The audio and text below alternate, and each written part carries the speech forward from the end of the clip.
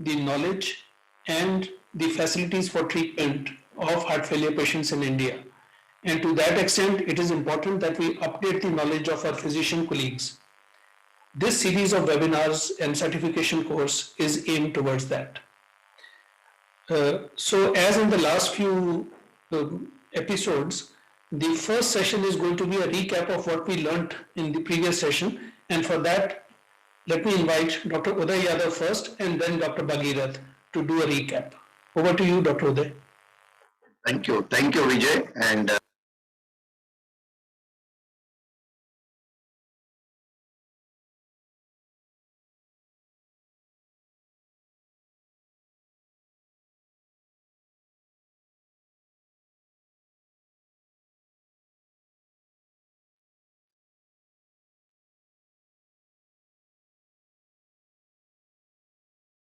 so I and Dr. J.C. Mohan, we spoke on how do we look at the acute heart failure patients within the hospital and post-stabilization. So a quick recap on what we proposed. One is a slide which I think is good and important for all clinicians or intensive cares, is to look at the probability of mortality by simply putting these points, and they are utilizing the systolic blood pressure, the heart rate, the age of the patient, COPD, sodium, the BUN.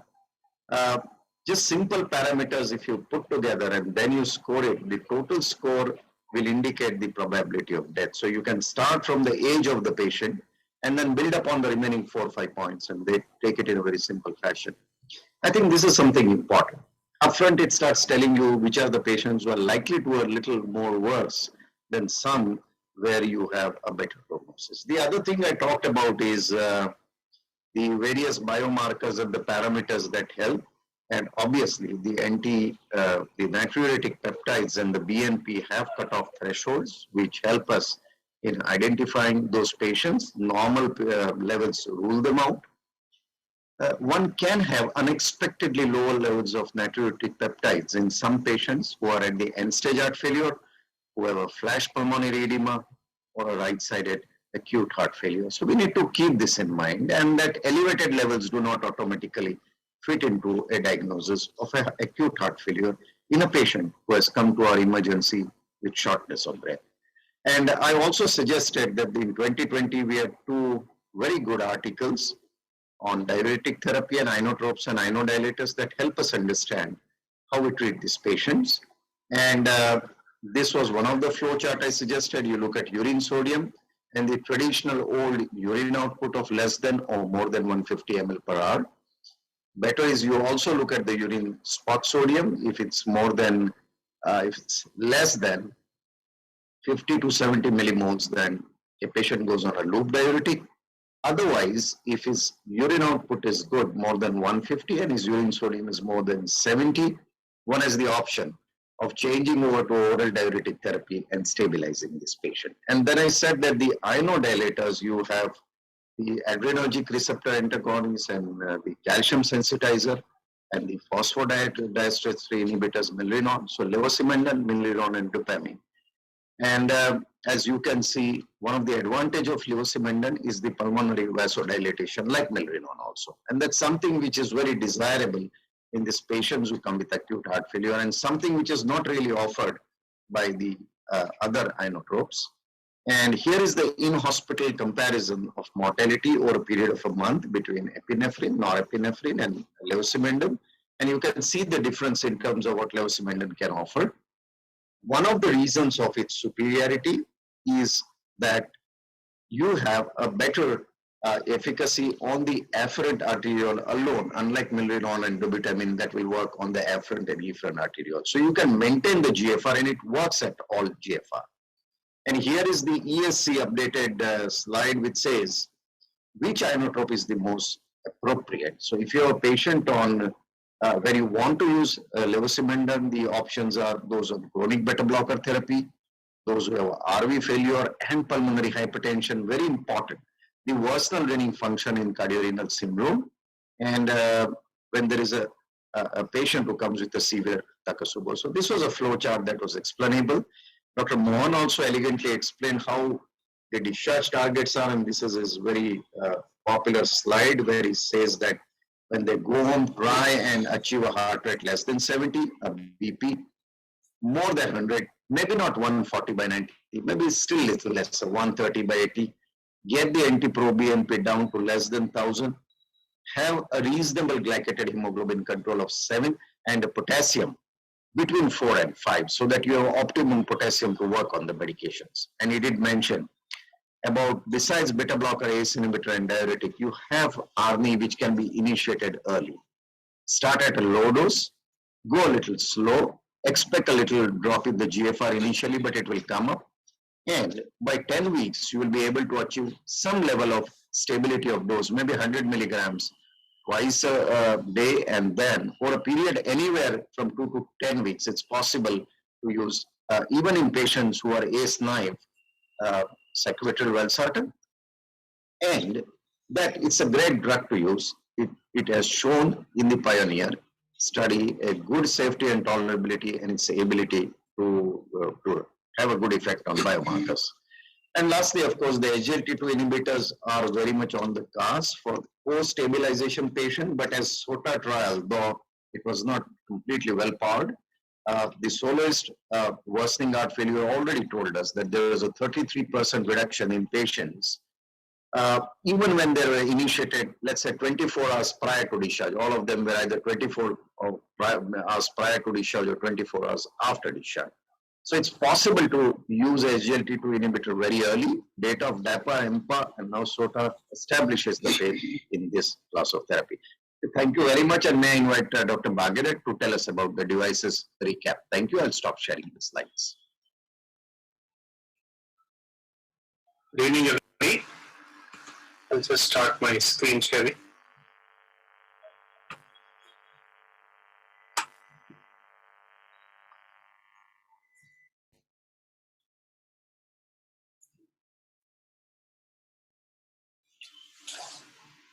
Thank you, Chopra sir. Thank you, Uday sir. And here is a recap of the audible and visible. Yes. So here's a recap of the third and fourth talks that happened in the third session of the HFAI. So we started with Dr. Andrew Coates' lecture. This was on devices for heart failure. So the devices that were discussed were the AICD, the CRT, and the Cardiomems. So the opening statement was that patients prefer devices to medications because they always want a device in the hope that it's likely to give them a better outcome. ICD implantation is supported by all major guidelines. Secondary prevention carries a class 1A recommendation. Primary prevention carries a 1B recommendation. As far as CRT in heart failure is concerned, the criteria for implantation, that is the MADIT2 criteria, were discussed in detail. That is a left bundle branch block with a QRS width of more than 150 millisecond with heart failure with reduced ejection fraction, EF of less than 35%. Also, as part of this discussion, the other variants of left bundle branch block with QRS with less than 150 milliseconds were also discussed to see in contemporary practice where exactly they stand and how strong the recommendations are if you encounter patients who have left bundle branch block but do not have 150 millisecond width of QRS. Another important device that was discussed was the Cardiomems device. We now have evidence to say that it reduces heart failure hospitalization. It was discussed in detail how we can detect changes almost a week or even sometimes 2 weeks prior to admission, and we can up the dose of diuretics and prevent a potential hospitalization event. Next up, was the discussion on the cardiac contractility modulation device. The space that this device occupies is between the ICD and the CRTD. So if you have patients who have a nano QRS and don't have a left bundle branch block but still have LV dysfunction. So if you want something more than an ICD but they don't qualify for a CRT, then this potential category is for the cardiac contractility modulation device. CCM signals are applied during the absolute refractory period and they drive cell properties towards normal. This is how it works. that is the phospholamban stimulation. We have data from the FIX-HF5C confirmatory study data, and this data proved that CCM is indeed beneficial. In the question session, there was one question raised about whether CCM can indeed prevent sudden cardiac death because it doesn't have a defibrillator, and the discussion was that now CCM is being combined with a defibrillator so that you have the best of both worlds. You have improvement in ventricular function as well as an inbuilt defibrillator to prevent sudden cardiac death. Next, the discussion was on the Mitra clip device. The COAPT versus the Mitra FR trials data were discussed, and Mitra clip is more useful in more severe MR and less severe heart failure. So more severe the mitral regurgitation, then this device is helpful as per the data from these trials. Reduction in MR using Mitra clip can be considered in heart failure with reduced ejection fraction patients who fulfill the COAPT selection criteria. Also discussed was the Carillon Mitral Contour system. It's a transjugular delivery system. The device in the coronary sinus will reduce the diameter of LV as well as the mitral regurgitation. That is positive remodeling with the Carillon, but not with the Mitra clip. That is how, as per the limited data that is now available, Carillon has more favorable statistics than the Mitra clip. Next discussion was on the Remedies system. This is a device for the central sleep apnea. It stimulates the phrenic nerve and also stimulates the diaphragm. The dramatic improvement in central sleep apnea with heart failure with reduced ejection fraction was documented by the usage of this device. Though preliminary data is indeed favorable, we need more data on the use of this device to see the potential space that it can occupy in the management of heart failure with reduced ejection fraction. Next discussion was on the autonomic modulation therapy, that is the 4 types: vagal stimulation, spinal stimulation, baroreceptor stimulation, and renal denervation.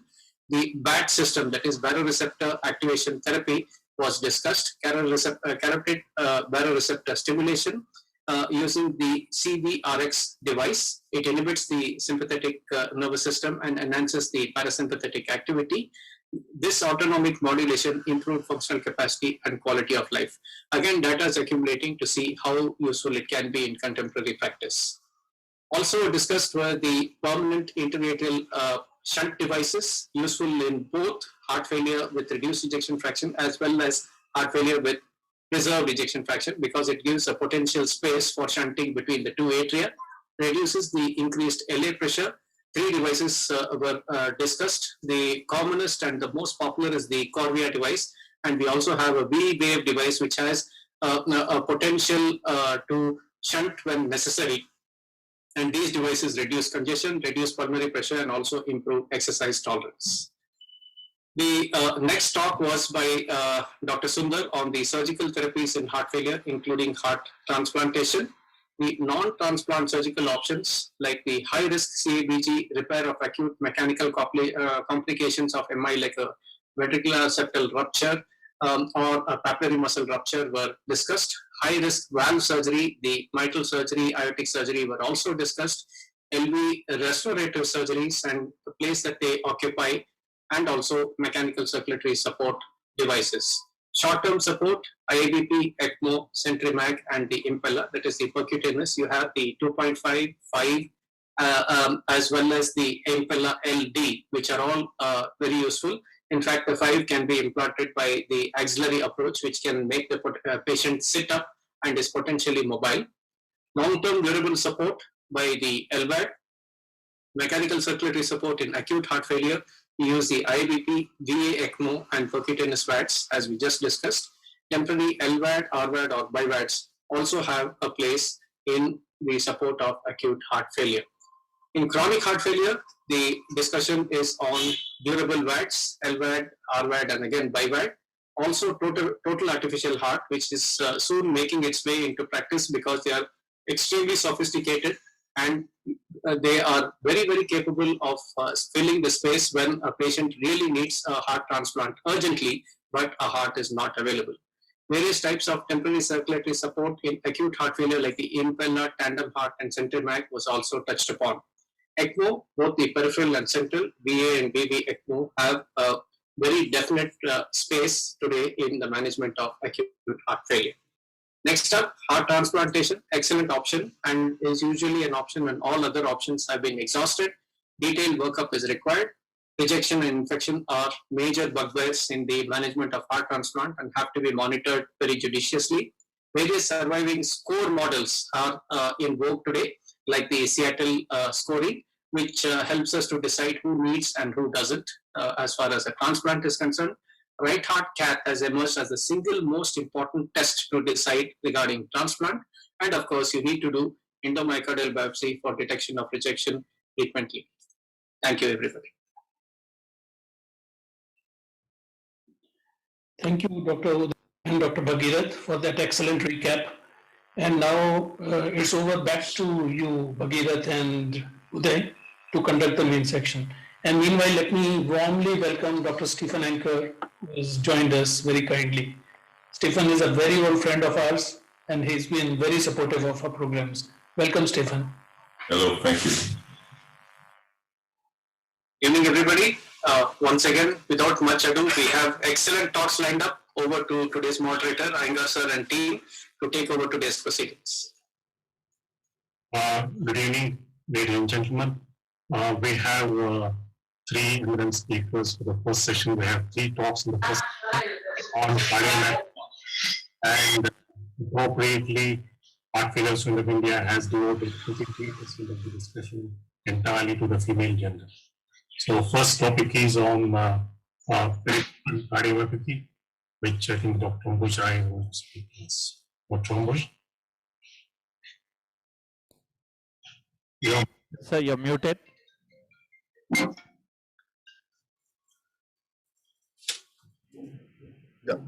Good evening, everybody. Thanks to the organizers for giving me the opportunity to discuss with the audience on an interesting topic of peripartum cardiomyopathy. Interesting in two aspects. It affects young, and so it is something which can be quite catastrophic for the family, but it's also one of the causes of reversible cardiomyopathy. So there is always hope that you will recover, unlike most other heart failure conditions.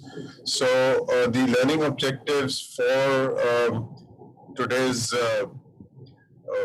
talk would be: one, when to suspect and how to diagnose peripartum cardiomyopathy, what are the risk factors and susceptibility for peripartum cardiomyopathy, what's the etio-pathogenesis, the management, and very importantly, how to counsel patients who many times, especially in our settings, do want a subsequent pregnancy. So how do you manage that? So just coming to the background, in 1971, Demekis was the person who really first defined the peripartum cardiomyopathy as heart failure occurring in the last month of pregnancy, or within 5 months of delivery.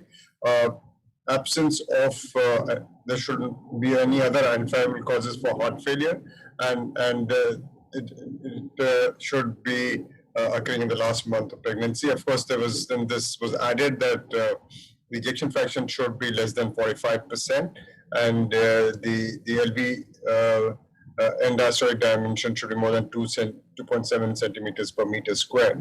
However, it was realized later through this lot of work done by Elkayem and its publication that some of the peripartum cardiomyopathy may actually set in earlier in the second trimester, and so the definition is now modified to also include heart failures which occur during the later parts of pregnancy with above features. What's the clinical presentation? Well, it's like any other heart failure. There is paroxysmal nocturnal dyspnea, dyspnea on exertion, cough, orthopnea, palpitations, and they can occur in various percentage in different series.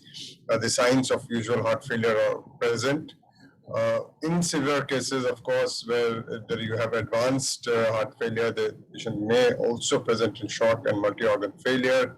Often you can have arrhythmias. And one of the common features which I shall delve about later in my slides is commonly these patients also present with thromboembolism as the first manifestation.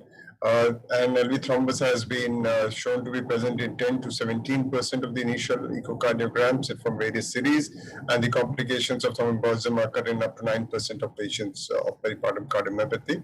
The increased incidence of thromboembolism is possibly related to the hypercoagulable state of pregnancy or the extreme cardiac dilatation that occurs, and other things that have been postulated include venous stasis, bed rest, and postoperative status after cesarean section.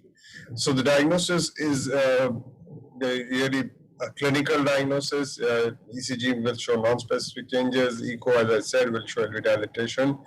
Venous congestion may be there on X-ray. BNP is raised markedly. In other cases, you may need to do cardiac MR and cath to be in certain cases. So what is the epidemiology of this disease? What's the incidence? So it kind of really varies between first world and third world countries, it being much more commoner in the developing world with as high incidence of 1:100 reported from Nigeria, while there's just one Indian study which kind of reported incidence of 1:about 1,300 as reported from South Africa. So, but it is much lesser in US and Canada, in 1 in 2,500 pregnancies. What are the risk factors? So the one is the African American race is one of the very strong risk factors of peripartum cardiomyopathy. Presence of preeclampsia, hypertension, high maternal age is again a risk factor. On more than 40 as compared to less than 20, you have 10 times higher incidence of having peripartum cardiomyopathy. Multi-gestational pregnancy is also another reason. And sometimes, the people with a genetic background of familial DCM can often also have peripartum cardiomyopathy. The etio-pathogenesis is not very clear, and there are various postulates again. One is the viral myocarditis hypothesis. Then you have what is called the microchirism, that is abnormal immune response of the body to the pregnancy.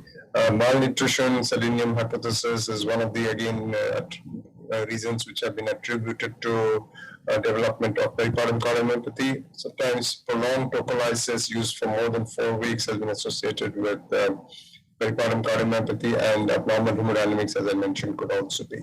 I will not go into much detail of this, but animal models have been also been developed to understand the pathogenesis, and STAT3 knockout mouse models have shown that peripartum cardiomyopathy can occur in these animal models, and bromocriptine almost completely reverses these ones. And there are the other vascular hormonal causes which have been found from the animal studies. Coming to the treatment of the patients, so the treatment is essentially standard heart failure treatment in pregnancy that you would do. You would balance diuretics to the volume of the patient. So initially in heart failure, you'll have to give high doses of diuretics to make the patient euonymic. Vasodilators in pregnancy, obviously you can't use RICE inhibitors, but then they become very important during the postpartum period. Beta blockers can be used. MRAs again in the postpartum period can and should be used in these patients, like in earlier heart failure, similarly ivermectin. During pregnancy, digoxin is one of the preferred drugs and safe, so especially if patient is having intractable heart failure. Anticoagulation is an important part of the therapy, as I said, because cardioembolism is quite common in this disease, and it could be used most of the time acutely heparin, low molecular weight heparin, or warfarin is what is used. There is not much data on wax here. When would you anticoagulate a patient? So typically, if you have one or more of these risk factors, you would like to anticoagulate the patient when the ejection fraction is very low, less than 35%. and the patient is bedridden, has atrial fibrillation, has presence of LV thrombus, is obese, or has a history of thromboembolism, or as I mentioned in my subsequent, if you're thinking of giving bromocriptine therapy, then again anticoagulation therapy is mandatory. Bromocriptine is one of the drugs which have been said to be very useful. However, this was based on a very small study by Sleva et al. From South Africa, where they showed a remarkable benefit in a small subset of 20 patients, and they even showed lower death rates in patients who were treated with bromocriptine as compared to those who did not receive bromocriptine. However, these results have not been reciprocated in other large studies, and there is a large European trial which is ongoing, as I understand, on use of bromocriptine, but it's still in most of the guidelines continues to be a class 2B indication with level of evidence B. In advanced heart failures, of course, you would, like as we heard in the previous talk, you will need to go to devices like ICDs, like any other heart failure patient, where it is indicated. You will need in advanced heart failure patients, you need LVADs. Cardiac transplants have been done in these subsets. However, the outcomes have been relatively poorer in peripartum cardiomyopathy, with higher heart failure rates and lower age-adjusted survivals, probably because of increased rejection, higher allosensitization, and higher pre-transplant acute illness of these patients. What, as physicians, would you advise these patients about breastfeeding, which is a very important aspect? Because initially, if you see the 2010 European Statement Guidelines, it advises against patients of peripartum cardiomyopathy indulging in breastfeeding. However, other guidelines like the WHO and the American Academy of Pediatrics strongly recommend it, and it's especially important in our setups where we allow these patients to do for breastfeeding. And actually, a small study has shown that patients who breastfeed actually had higher rates of recovery. So clearly, in our settings, there is no contraindications to allowing these patients continue breastfeeding in the postpartum period. This is the interesting part. What about the outcomes? So nearly half of these patients will recover their LV function, and usually it occurs within the 6 months. If does not occur in the first 6 months, then the chances of it being reversible are very remote. And the reported 5-year mortality rate in these cases where the LV function does not recover in the first 6 months is 85%. And the prognosis is especially poor for Black women, multiparous women, and those above the age of 30. So what are the prognostic factors? So LVEF at presentation is a very important factor to predict the outcome. If ejection fraction is more than 45% at 2 months, after diagnosis, it predicts full functional recovery in more than 75% of women. If there is higher LV and diastolic volume or LV thrombus or presence of RV dysfunction, then it's a poor prognostic marker. Obese African Americans have generally been shown to have poorer outcomes. High troponin levels at presentation predicts, again, poor outcome with a sensitivity of 55% and a high specificity of 91%. One very important question that we encounter in our setups is about advice on subsequent pregnancy, and we know because of several social pressures in our setups, a lot of patients do want to undergo a subsequent pregnancy. There's family pressure and all kinds of reasons for it. So how do you kind of counsel these patients, which is very important? It really depends on how the myocardium is behaving after the pregnancy. And pre-pregnancy, repeat pregnancy, LV ejection is the strongest predictor of outcome. Detection of subclavicular LV dysfunction by stress testing has also been advocated to be sure that LV function is recovered. This is a very eloquent study, a small study published in New England on how the patients behaved in subsequent pregnancies.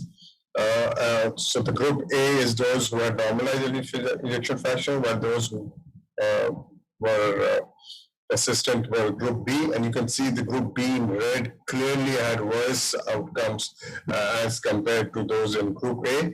But it's important to note that the subsequent pregnancy can lead to a significant persistent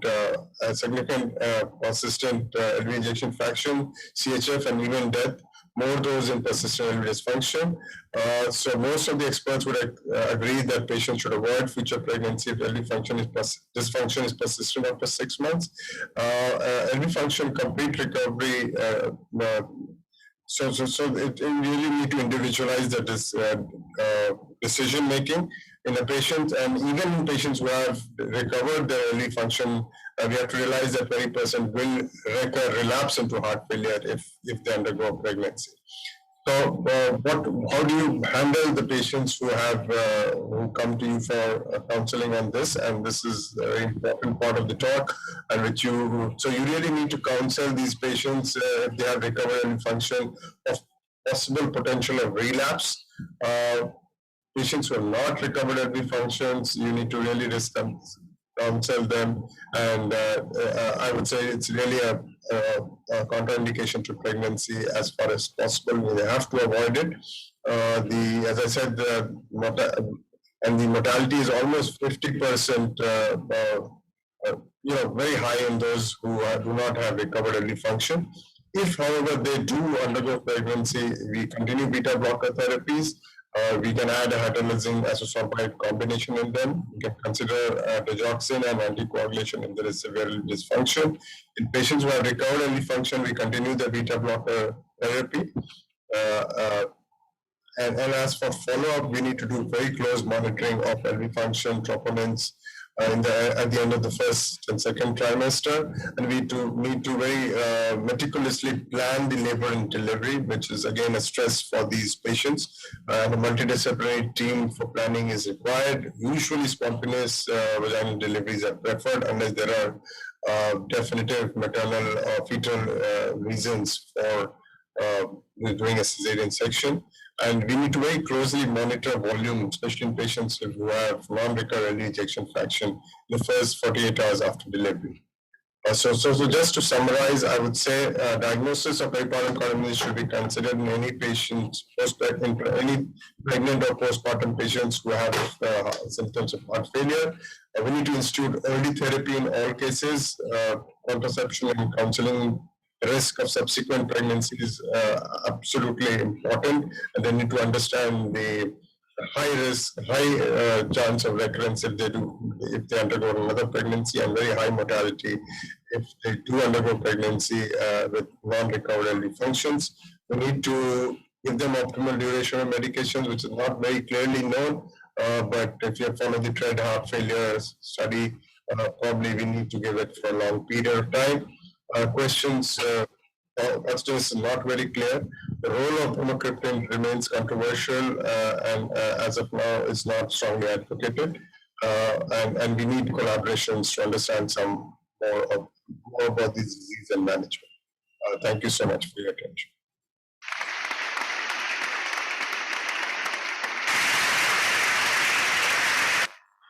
Thank you, Professor Ambush, for that excellent presentation. Are we going to take questions at the end of the sessions, 3 sessions? Yes, the questions will be at the end of the session, sir. 3 sessions, okay. Yeah. Jagati, are you going to? Yes. After the session, after the session is better. So now the next topic we are going to discuss is the arrhythmia-induced cardiomyopathy by Professor Rakesh Yadav. He's a professor at Department of Cardiology at AIMS, Delhi. So I hand over to Dr. Rakesh Yadav. Rakesh, you're muted. You're muted. Thank you very much, Dr. Hari Krishna and Dr. Chopra for this wonderful evening. And I have been assigned the role to tell about what do you mean by arrhythmia-induced cardiomyopathy. This is an 18-year-old female who presented with heart failure, XHS has huge cardiomegaly, ejection fraction was 20%. He was treated for 3 months as dilated cardiomyopathy with usual medications, but no improvement. Now, if you see the ECG, initially this ECG was because she has a previous ECG which with heart rate of about 80 per minute, and the PVM morphology seems to be same in that ECG. So they probably diagnosed it as tachycardia because of heart failure. But when you see this type of ECG, the persistent increase in the heart rate, you suspect tachycardia-induced cardiomyopathy. And we have taken these patients, we have ablated this tachycardia, the patient comes to normal sinus rhythm, however, the focus of termination was very near to sinus node, so the PVM morphology has not changed a lot. And believe it, this patient improved, his rejection fraction improved to normal. You can see our cardiac enlargement will become normal within 3 months. Again, this is a 15-year-old with heart failure, rejection fraction 25%, clear idiopathic ventricular tachycardia, ablated it, and the patient is cured of heart failure. So the concept of tachycardia cardiomyopathy was first known in 1900. It was in 1913 that Gossett has first described that there can be heart failure with atrial fibrillation. Now, the relationship between tachyarrhythmia and reversible heart failure was first described in 1949 by Phillips. And it is in 1962, Whipple established the first experimental model of tachycardia cardiomyopathy. Now, the term tachycardia-induced cardiomyopathy was coined by Gallagher in 1985, and he defined that impairment of LV function secondary to chronic uncontrolled tachycardia, which is partially or completely reversible after normalization of heart rate and or rhythm irregularity.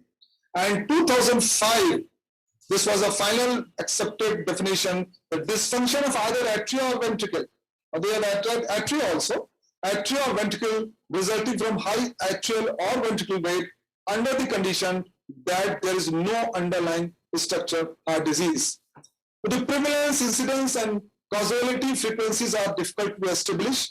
Small number of studies and a small number of patients, but most described arrhythmia associated with LV dysfunction is atrial fibrillation, which is approximately in some study 25%, some 75%. Tachycardia-induced cardiomyopathy is around 3% of all the patients who are referred for radiofrequency ablation. It has been reported in about 10% of patients with atrial tachycardia. And if it's a PJRT, if it's a persistent PJRT because this is an incessant arrhythmia, it is highly associated with tachycardia cardiomyopathy up to the range of 20% to 50%. Now, when there's what are the various causes? There's 3 important causes. First important is because of irregular rhythm, like in atrial fibrillation. Because of asynchrony between atrial and ventricle, which is seen in PVC, bundle branch, and RV pacing. Or there's rapid atrial and ventricle rate, which is in SVT and VT. And they all 3 lead to myocardial dysfunction and may lead to tachycardia-induced cardiomyopathy. And these are the causes of tachycardia-induced cardiomyopathy. In supraventricular, all atrial tachycardia can lead to PJRT, can lead to atrial pacing is high rate, atrial fibrillation with uncontrolled ventricle rate, atrial flutter, and inappropriate atrial tachycardia or reentrant atrial tachycardia. And sometimes, because AVNRT and AVRT has also been reported when they are very frequent, leading to tachycardia cardiomyopathy. And in ventricle, you all know that frequency VPC is a very important cause. RVOT, VT, which is incessant, ventricle pacing at higher rate, and ILVT, which all lead to tachycardia-induced cardiomyopathy. Now, the risk factors which contribute to development and degree of myocardial dysfunctions are basically 3. What is the type of arrhythmia? Second, what is the heart rate during arrhythmia? And what is the duration of tachycardia? What is the duration of increased heart rate? The 3 important factors contribute to myocardial dysfunction in this situation. Underlying structural heart disease, if you have a comorbidity, if you have drug therapy, which can further depress the heart rate, may depress the myocardial function, may also contribute in tachycardia cardiomyopathy.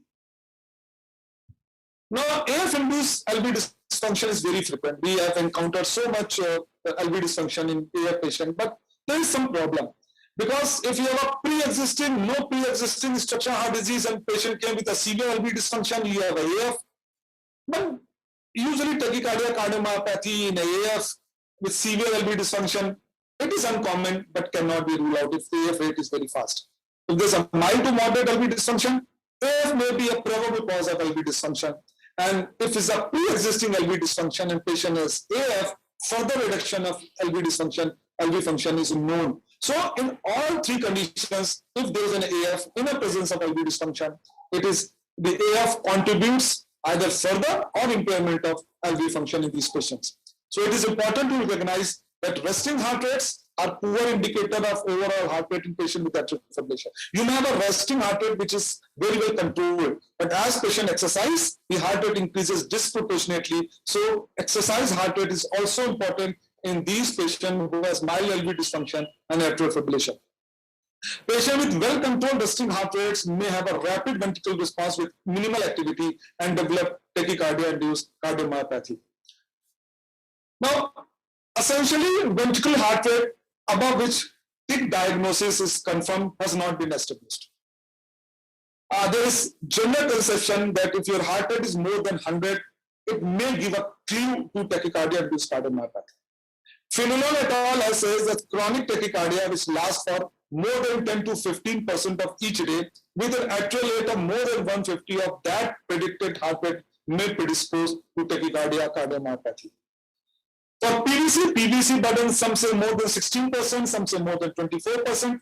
Longer PVC duration, presence of non-sustained ventricular tachycardia, multi-form of PVC and RV PVC may lead to more LV dysfunction. Ashwardham has very well described that young healthy individuals without abnormal cardiovascular substrate having more than 20,000 PVC per day, no more than 2 PVC morphology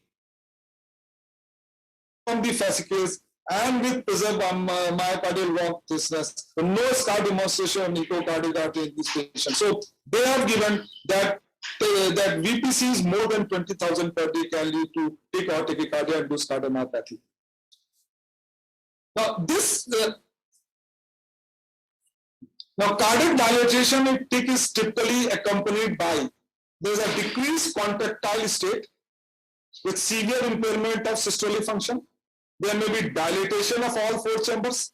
Right and left ventricle wall thinning is there with little or no change in myocardial mass. Mildly elevated ventricle filling pressure, decreased cardiac output, elevated systemic vascular resistance, and mitral valve regurgitation. The precise mechanism responsible for the contractile dysfunction and the structural changes at TICs are not fully understood. Now, these are these few suggestions that tachycardia, how tachycardia may lead to myocardial insult. The first or foremost cause is myocardial energy depletion because of increased rate and impaired energy utilization. There may be a relative myocardial ischemia. There may be oxidative stress. There may be abnormal calcium handling by the myocardium because of increased heart rate. Genetic predisposition is also being demonstrated in these cases. And in a molecular changes level, you have a reduced myocardial protein content or myoglobin deficiency. You have decreased sodium potassium microwave activity and glycoside receptor density. You may have a reduced tubulin mRNA, T-tubulin depletion, all sort of filament depletion is there. You have altered beta receptor transduction and apoptosis. So these are the basic molecular changes which has been demonstrated in tachycardia cardiomyopathy. When you go to microscopic changes, there may be myocyte lengthening, disruption of basement membrane, loss of myocytes, myofibril misalignment and the loss of sarcomere register, reduced myocardial capillaries, there's increased capillary myocyte distance, impaired coronary reserve, extracellular matrix changes, and myocardial fibrosis. So if you are asked what are the microscopic changes, these microscopic changes are seen in tachycardia-induced cardiomyopathy. Because of this, there's a lot of neurohormonal activation, and this further reduces the plasma. There is marked increase in plasma catecholaminergic levels, atrial natriuretic tapase, renin, and aldosterone level, which leads to further worsening of left ventricular dysfunction. The typical of TIC is that contractile reserve in response to inotrope agents, volume loading, and post-extrasystolic potentiation is either diminished or absence. So you have a very diminished contractile reserve in these patients, and there is a reduced beta adrenergic receptor density in these patients. So if coming to the type of cardiomyopathy, the tachycardia-induced cardiomyopathy may be described by Fenelon in 1996, and they have said that there are two types, a pure type or impure type. Pure type is when chronic tachycardia inserts normal myocardium, being the sole mechanism of functional deterioration. And impure when the other above criteria are not met. So they describe that it's a pure one or impure one. What are the clinical manifestations and how to diagnose these things? This can occur in any age, but majority of the tick we see in children. Variable time from onset of arrhythmia to symptoms or development of tachycardia-induced cardiomyopathy, which range from as early as 3 days to 120 days. It's a sign and symptom of complete congestive heart failure.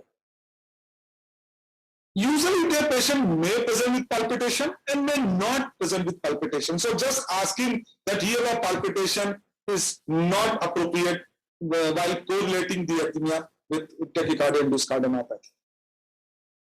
When you see these patients, you may not find responsible arrhythmia because these arrhythmia may be intermittent, and at the time of presentation, you may have a normal sinus rhythm which showing mild tachycardia only.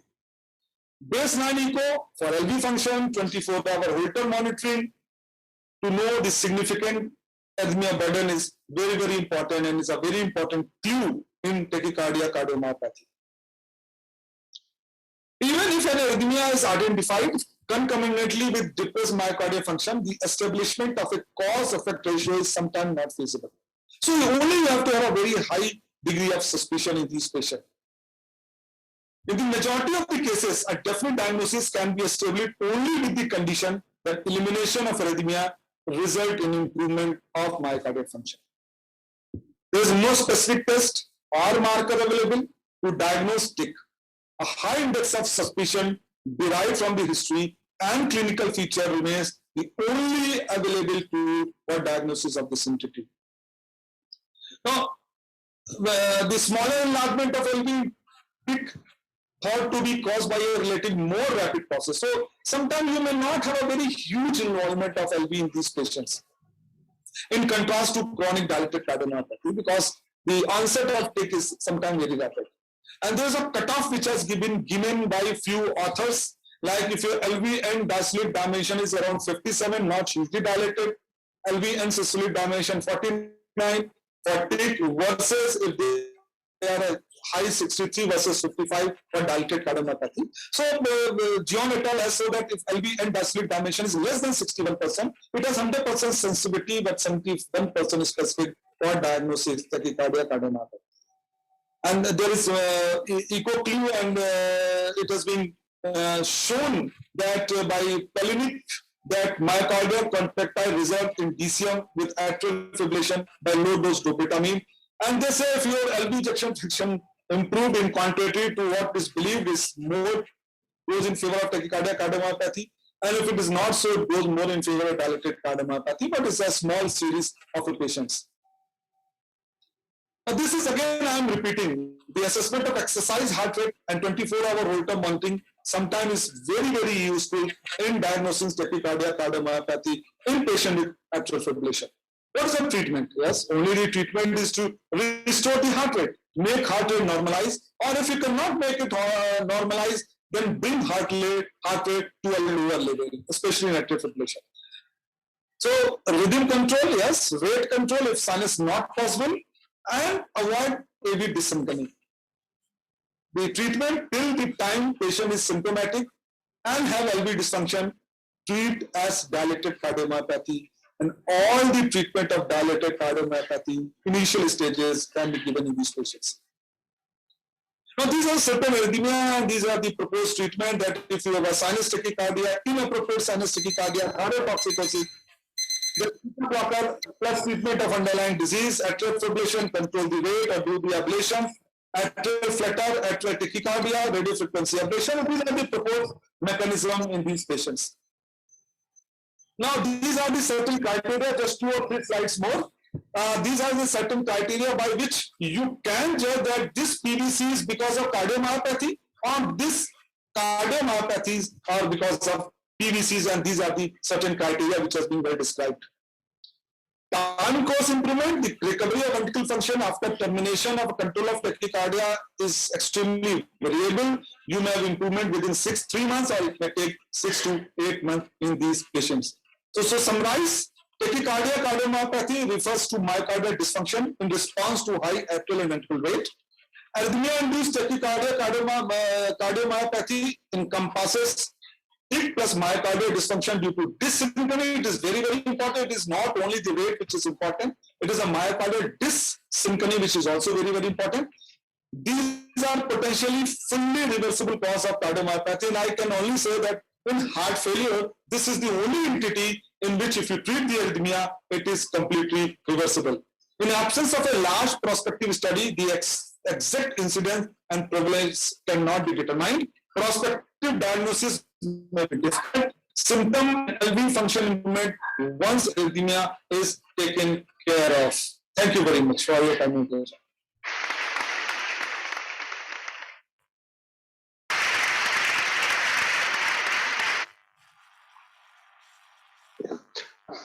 Thanks, Dr. Yadav, for excellent talk. I think we keep questions after finishing these 3 talks.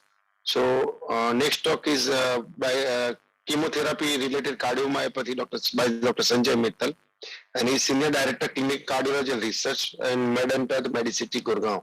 So I hand over to Dr. Sanjay Mittal. Thank you, chairpersons. I think I'm loud and clear. Dr. Chopra and Dr. Badriyat, I thank you all for inviting me to present this topic. Another different kind of cardiomyopathy I'm going to discuss. So we know cancers are notoriously fatal, and so is heart failure. A combination of them is going to be devastating. The cardiac involvement in chemotherapy can be of various types. It could be because of arrhythmias, as Dr. Rakesh was mentioning. It could be bradycardia, tachycardia, conductor disturbances, SVTs, atrial fibrillation, or ventricular arrhythmias, or sudden cardiac death because of QT prolongation otherwise can happen. Thrombophilia can happen because of the malignancy itself or because of the patient-related diseases, prolonged QT syndromes, and because of the treatment related, that means the chemotherapy. There could be hypertension, pulmonary arterial hypertension, pericarditis, and other things. Myocardial ischemia, also in existing coronary artery disease, but there are chemotherapeutic agents which can lead to endothelial injury, vasospasms, plaque ruptures, and thrombosis, all of them leading to infarctions and ischemia. However, the point today is the direct toxic effect of certain chemotherapeutic agents leading to LV systolic dysfunction and cardiomyopathy situation. So if you look at the chances of myocardial damage or incidence of myocardial damage or systolic dysfunction with chemotherapeutic agents, the most notorious of them is doxorubicin, where the damage is because of dose dependency, and if the dose is more than 700 milligram per meter square, the relationship could be, incidence could be as high as 18 to 48%. And this drug also is red barred, that means used very frequently. Similarly, the other anthracyclines, idarubicin, epirubicin can be used. Epirubicin also is very commonly used, and the dose is more than 900 milligram per meter square. Again, almost 10% in the incidence of cardiomyopathy in these patients. The other group, trastuzumab, which is monoclonal antibodies, this again is very common drug for anti-cancer chemotherapy and can lead to 2 to 20% chances of incidence of LV dysfunction. And these are the table which I took out from the European Heart Journal, which was published in 2016. To differentiate, there are 2 types of cardiac involvement or cardiomyopathy in myocardial toxicities or because of chemotherapeutic agents. Type 1 is the one where there is myocardial necrosis, death of the myocytes. This is usually dose-related, and the example is doxorubicin, epirubicin, cyclophosphamide, and docetaxel. This is unfortunately irreversible to a large extent. Rarely it could be reversible. Type 2 cardiomyopathy is when there is no myocardial necrosis, there is only myocardial dysfunction. This is not dose-related and usually is irreversible. The classical example is trastuzumab, sunitinib, imatinib, and ipatinib. So these are the drugs and types of cardiomyopathies which can happen with chemotherapy. There could be a superimposition, that means people who had taken anthracyclines and subsequently taken trastuzumab, monoclonal antibodies, can lead to a mixed kind of a picture where there is an existing myocardial necrosis but superimposed by myocardial dysfunction, which may be a reversible component. The question is how to define and how to detect cardiotoxicity in patients receiving chemotherapeutic agents. So this is the definition, which is the latest one of them all. There are a lot of definitions, but I've taken this from the recent 2021 guidelines, which was published in Journal of American College of Cardiology and Cardio-Oncology. This was from British Society of Echocardiography and British Society of Cardio-Oncology. The thing is, if it is called, it is definitive cardiotoxicity if there is a decline in ejection fraction by more than 10 absolute percentage points to a level of less than 50%. So that is definite cardiotoxicity. Probable or subclinical cardiotoxicity is if the decline is more than 10% points, but the value is still 50 or more. Or if there has been accompanying fall in global longitudinal strain or more than 15%, where the GLS is measured by wherever it is available. The third definition was possible subclinical cardiotoxicity, where either there was a relative percentage reduction by 15 points or more, or GLS, or there was a less than 10% ejection fraction drop with a value of less than 50%. So if we started ejection fraction lower than 50% and there was a less than 10% ejection fraction drop, that also could be possible subclinical endotoxicity. So what can be done to detect cardiotoxicity? For that particular matter, echocardiography is the commonest one of them all. The recommended is to do a 3-dimensional echocardiogram derived echo ejection fraction. The second is 2-dimensional ejection fraction and certain other parameters, which I'm going to describe later. Global longitudinal strain is the third, wherever available, should be done because it is something which can pick up the elevated systolic dysfunction much before the ejection fraction shows a drop in. Again, the diagnostic criteria is the same. The usefulness is that it is available widely and is lack of radiation. The biggest gold standard today was considered to be MUGA, but unfortunately, because of its cumulative radiation exposure, it is not something which is defined or done everywhere. Cardiac MRI, again, because of the cost and the fact that it cannot be repeatedly done, it is the best thing for detection of ejection fraction, but usually reserved for people when the echo window is not very good. Cardiac biomarkers are again things which can tell us by the elevation of troponin I or HS troponin I or BNP or NT-proBNP for their presence or absence of myocardial injury. However, in certain cases, the role is insufficient evidence is there because of the fact that the troponin I may be elevated because of some other reasons, not direct myocardial injury. In the latest guidelines from 2021, the recommendation is the volumetric analysis of left ventricle in 4-chamber and 2-chamber views. Along with that, E to E prime ratios have to be judged. The right ventricular sizes, dimensions have to be judged at the baseline and the follow-up. And along with that, the S prime in the RV systolic function and the TAPSE and TASV has to be done with the PA pressures. GLS, as I said, is very important, and in today's world, it is the most important test to actually detect the imminent LV systolic dysfunction so that preemptive measures can be taken much earlier. 3-dimensional echocardiogram, as I described earlier, from a 3-dimensional echocardiogram, we mean to understand that the echo images should be good, otherwise it is garbage in and garbage out. So a 3-dimensional echo takes care of the artifacts and other things, so that is why it is the best possible thing and most clear to the MRIs. Once we detect myocardial toxicity, what to do and how to go ahead? So that is the biggest question. So if you look at the time course of events, there could be a state when there is a start of chemotherapy and there is no myocardial damage. But then when initial myocardial damage happens with an elevation of troponin I, myocardial deformation changes can happen because of decrease in GLS, then the ejection fraction drops, and then florid heart failure symptoms happen. So this is overt cardiotoxicity, asymptomatic cardiotoxicity, myocardial deformation, and myocardial injury. This is an elevation which, and earlier we detect, better is going to be outcome. So what can we do? Can we preempt something before even the chemotherapy starts and take up preventive measures? So this is again what is the latest recommendation in 2021, that the high risk patients should be identified. People who are on put to be on cancer chemotherapy, we should be able to detect high risk people group where risk of LV dysfunction development is higher. And here there are therapy-related things which I already described about anthracyclines. That means if the dose of anthracycline is more than 250 milligrams per meter square of doxorubicin or equivalent, it is high risk. More than 400 is very high risk, and that is why these have to be very cautiously monitored. If there has been an association of anthracycline plus trastuzumab, double for these people, and this is higher chance of cardiotoxicity. Sequential and anthracyclines and trastuzumab, again the similar thing, high risk.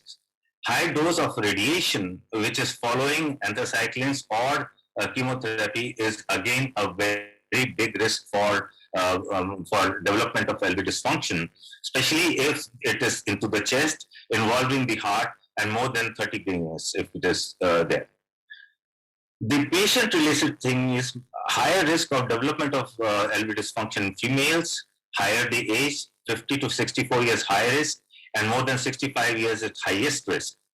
If there are concomitant cardiovascular risk factors, it has been seen that the risk of development of LV dysfunction also is high, including hypertension, diabetes, smoking, obesity, and dyslipidemia. If there's past history of LV dysfunction, again, we have to be watchful, and these patients are high risk. CKD, again, grade 2 or more, stage 2 or more, with a EGFR less than 72. And if there is an elevation of anti-proBNP and troponin I at the baseline. So if we have high risk, what do we do?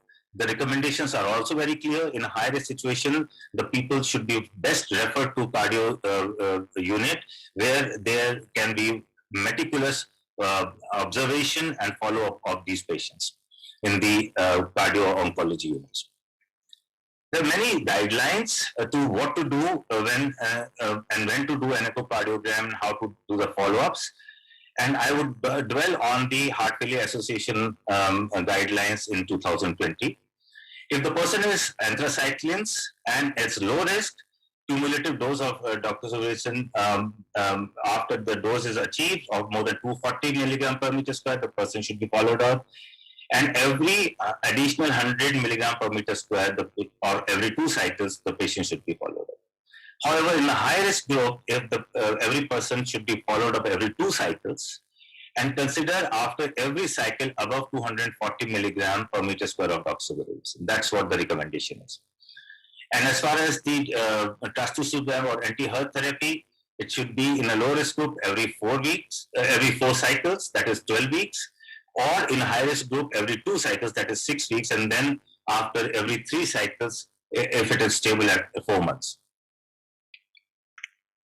So, can we do something if we have a high-risk situation? Well, for the anthracyclines said, try to limit the dose. Well, it is easy said than done, but we should make attempt for that at least. Alter delivery system, liposomal doxorubicin is supposed to be less toxic, but the controlled studies for the efficacy is yet considered of debate. Same is for dexorane, although there is an improvement in chances of chemotherapy. But this is something which, again, controversy. We can start ACE inhibitors, ARBs to begin with, but unfortunately there is limited data. However, ACE inhibitors, beta blockers, statins, and exercise regime are supposedly decreasing the risks of development of chemotherapy-induced cardiotoxicity. And as far as trastuzumab is concerned, there is enough data to suggest that ACE inhibitors and beta blockers can reduce it. If we have markers of myocardial injury in the form of troponin elevation, this study was in 2006 in Circulation, shows In people who were in controls, there was drop in ejection fraction if they were not treated with ACE inhibitors. However, in ACE inhibitor treated group, the ejection fraction was very well maintained, even though the troponin I was elevated.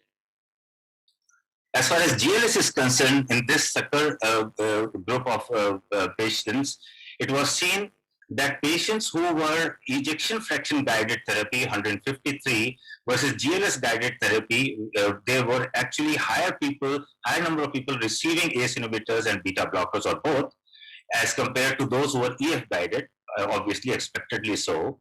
And the results were also published in 2021 in JACC, which showed that if people were treated on the basis of GLS, 61% patients normalized their ejection fraction response.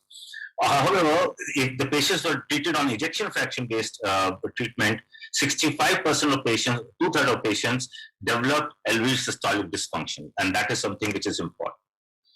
However, if the patients develop LV systolic dysfunction on the criteria of less than 50%, as we discussed, the data is suggestive that people, if they are treated with beta blockers and ACE inhibitors, those who respond, 42% of them would respond, and they are people who do better in life as compared to those who are poor responders or partial responders.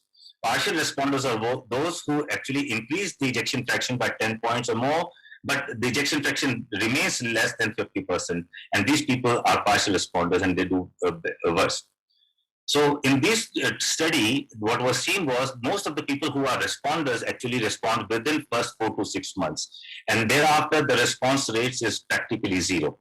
So if they have to respond, they would respond within first 4 to 6 months.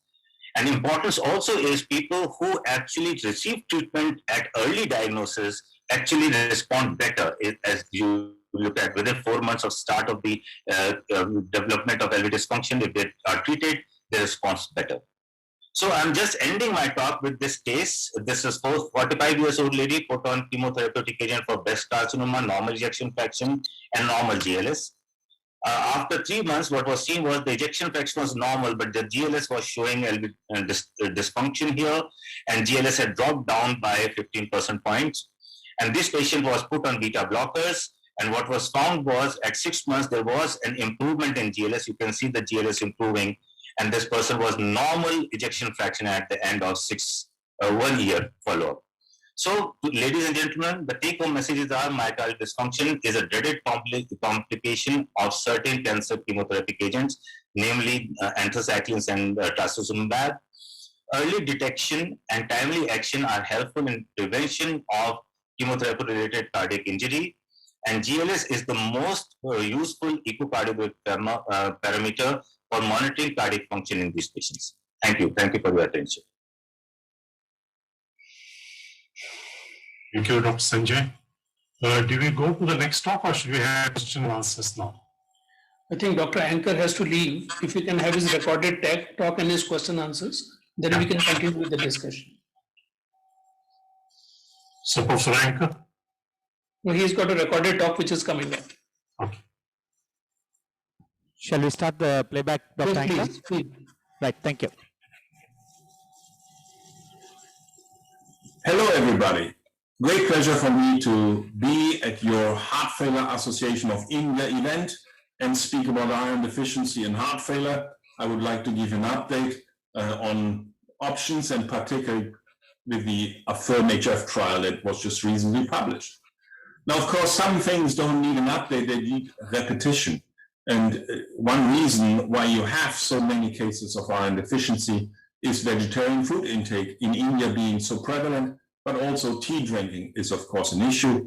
With vegetarian food, you consume non-heme iron, and non-heme iron is basically less efficiently taken up. And this is one of the big reasons why there is so much iron deficiency. But the second may also, in many cases, that there is a tradition of drinking black tea with meals. And we have to understand that black tea binds iron, chelates it, and prevents it from uptake. So these are circumstantial issues you might want to take care with your patients when you see iron deficiency. Some other reasons you can't really prevent, and that's, for instance, inflammation. Inflammation is the equivalent of infection to nature. And so there was a system developed in the last 500 million years where states of chronic inflammation lead to iron deficiency through hepcidin interacting with ferroportin in gut cells and in macrophages to trap iron inside these cells and make it functionally not available. The problem of iron deficiency is of many levels, and particularly it's about tissue energy deficiency. And this is the reason why in heart failure patients that have iron deficiency, they not only have a problem in the heart, they also have a problem in the skeletal muscle and in the kidneys, because iron is not only important for hemoglobin kind of creation and erythrocyte production, and therefore oxygen delivery, but it is really also very important for oxygen utilization in mitochondria. With iron deficiency, you have cell and tissue energy deprivation. So diagnosis is first. When you don't diagnose a problem, you can't really treat it. And you have iron deficiency both in anemia and in patients without anemia. And that's the second important point. Anemia and iron deficiency are not synonymously. You can have absolute iron deficiency when ferritin is very low, and then you need to be concerned about bleeding, malnutrition, possibly even cancer cases. But this is relatively rare in heart failure. Mostly in heart failure, you have functional iron deficiency, that if ferritin is less than 100 or less than 300 with a transferrin saturation of less than 20%. And whether or not you have anemia is then a second problem. Iron deficiency is prognostic, you can see this on the right, and iron deficiency is really frequent. In patients with anemia, up to 60% have iron deficiency. In patients without anemia, still 40%. But because the patients without anemia are so many more in total, the absolute number of patients with iron deficiency is actually 3 times higher in those without anemia. So please don't forget your non-anemic patients when thinking about iron deficiency, particularly in the context of poor symptoms and quality of life. From a prognostic standpoint, we can say that anemia itself, when there is no iron deficiency, is not a big prognostic problem. But when you have iron deficiency without anemia, that is certainly a problem. And when you have iron deficiency with anemia, then you have a double problem. And so these are the patients you want to particularly take care of. Now, what are the options for taking care of? Theoretically speaking, but I come to this, why this is really only theoretically speaking, you might consider oral iron and dietetic changes, but this will take very long, it's difficult, often frustration associated. So really intravenous iron is the solution. There are different intravenous irons, and let me only make one plea at this stage. Avoid dextran irons. Dextran irons are repeatedly associated with anaphylactic reactions. You don't want these kind of problems. Our studies in phase 2, we did with iron sucrose, and in phase 3 with iron carboxymaltose.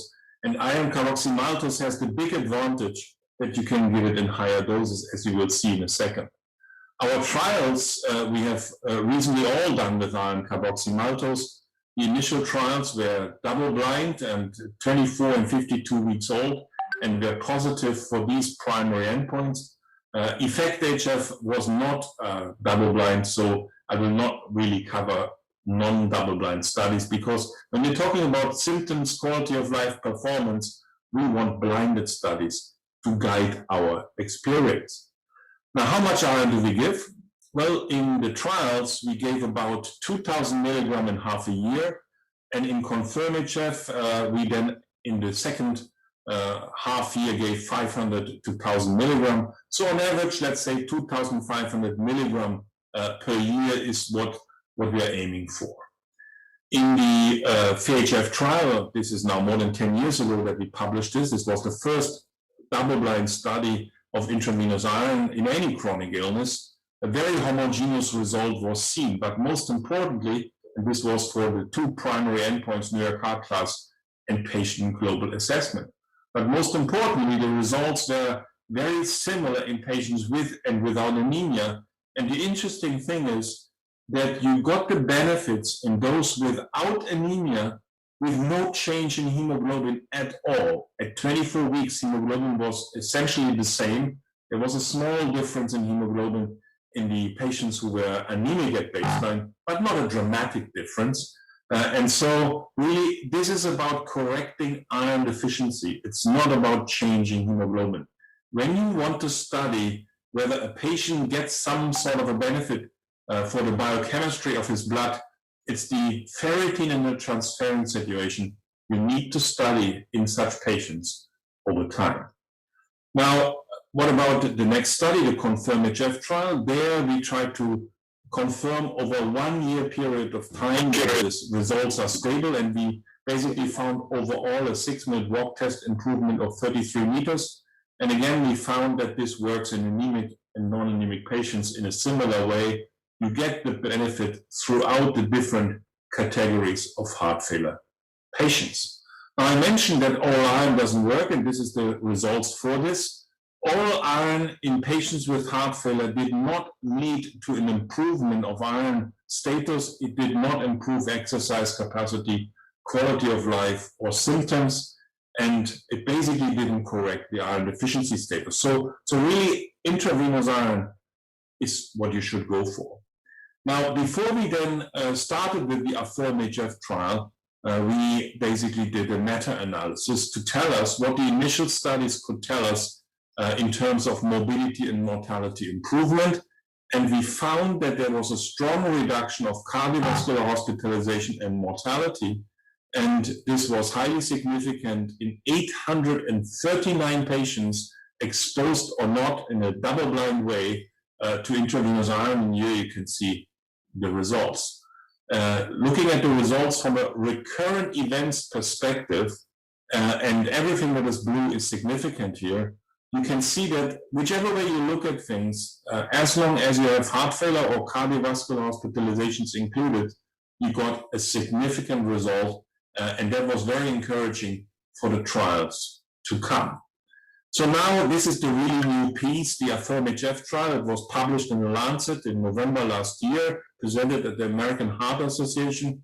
A little over 1,100 patients were randomized 1-to-1, and those were patients recruited in hospital. So there's different settings where you can start your treatment. The ambulatory setting is also investigated, and I will come back to this, but these studies are ongoing. Here it's about the hospital setting.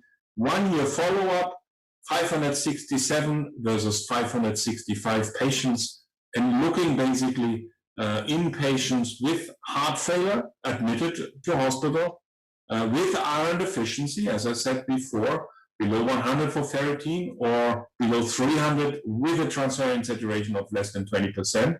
And these patients had to have an ejection fraction less than 50, which now seems to be the common denominator criterion for HFrEF in an extended way. And maybe we can also discuss this some more. Hemoglobin was in a very wide range between 8 and 15 in these patients. So here you see the baseline characteristics. 71-year-old patients on average, 44% of them were women. You see the ejection fraction was 33% on average. And many patients had atrial fibrillation, more than 50%, diabetes, more than 40%, and of course CKD also 40%. The patients, half of them were anemic, but half of them were not anemic. The average ferritin was about 83. The average transferrin saturation was about 15. Now, these patients had a GFR of about 55. So you get a feeling, but look here at the NT-BNP value, 4,700. This is before discharge. At the time of clinical stabilization, these patients were sick patients. Now, when you then consider these patients being treated, well, how are they treated? They are treated first of all, with 1,000 milligrams of ferric carboxymaltose to start with, very simple. And then it depends on the body weight and the hemoglobin. If your hemoglobin is low, you get 500 milligram extra, below 10. And if your body weight is high, above 70 kilogram, you get another 500 milligram extra. So that would be then 1,000. This is the maximum you had in the first phase of this trial.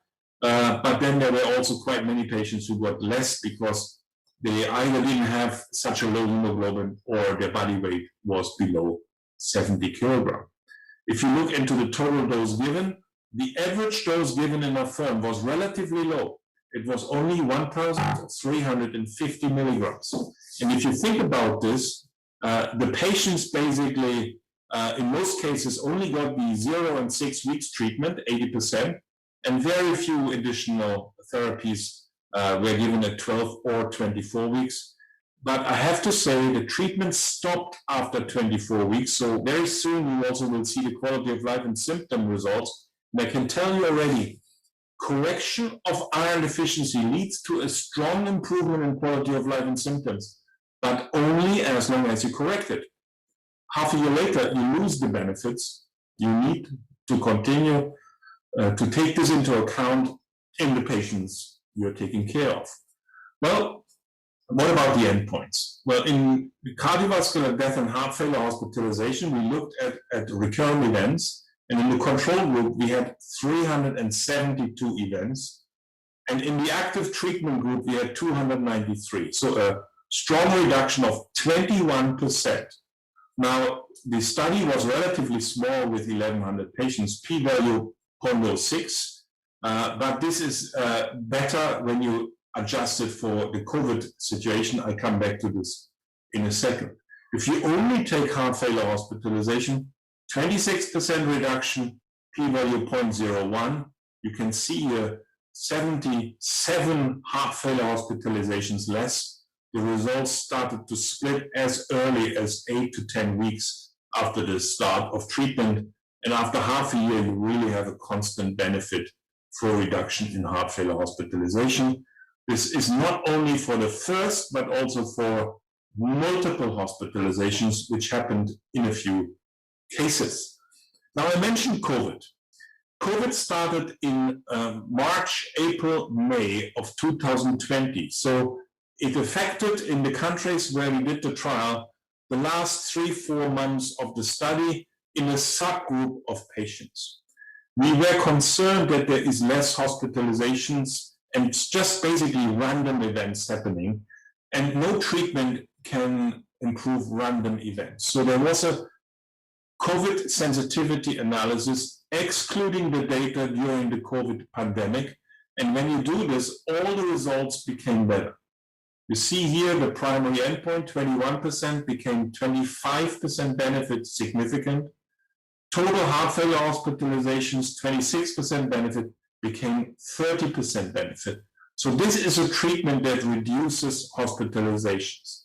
I should say that the cardiovascular death in this study, it's a relatively short follow-up, was only reduced 6%, not significant, of course, well, you know what this treatment is good for. It's good for reducing hospitalization time besides symptoms and quality of life.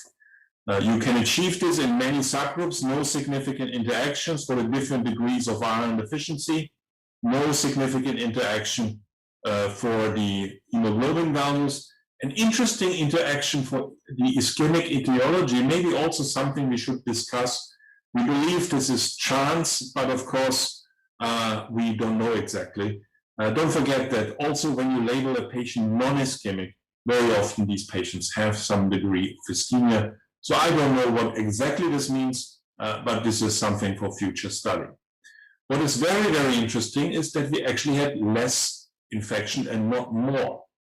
Many people believe that with intravenous iron, you can have more infection events, but we now have 3 studies showing the opposite.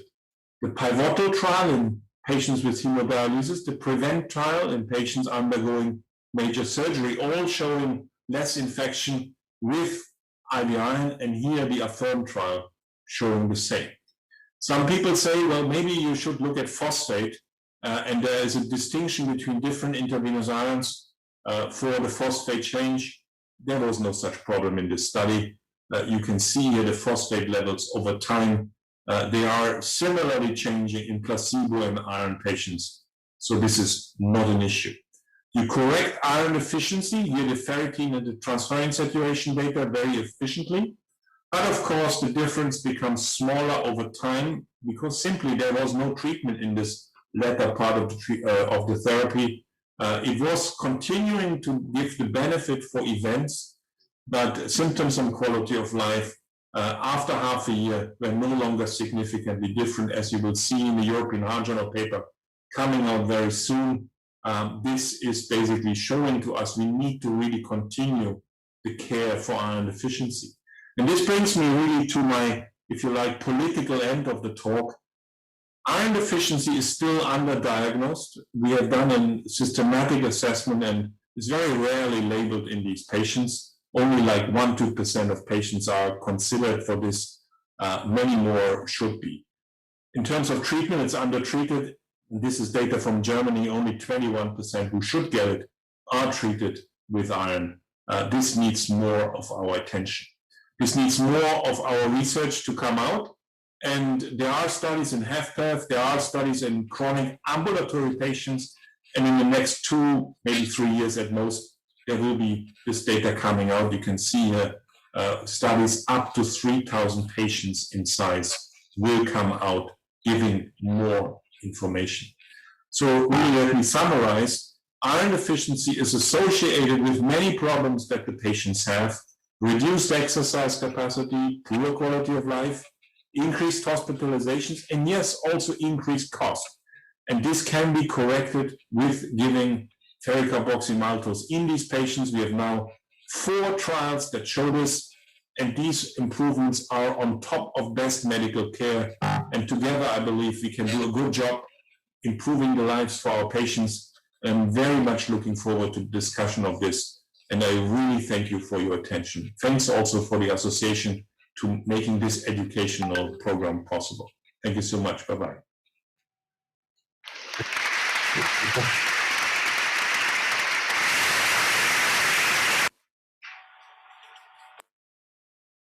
I think there's one question in the chat box straight away from Professor Ambuj Roy. Ferritin is also an inflammatory marker. So can it be falsely high in some patients? And how do we treat based on iron level reports, which are being increasingly done now in laboratories? Yeah, thank you for this question. Of course, ferritin is an acute phase reactant, and that is why only low ferritin values are really diagnostic. Below 100 in a heart failure patient means there is a functional iron deficiency problem.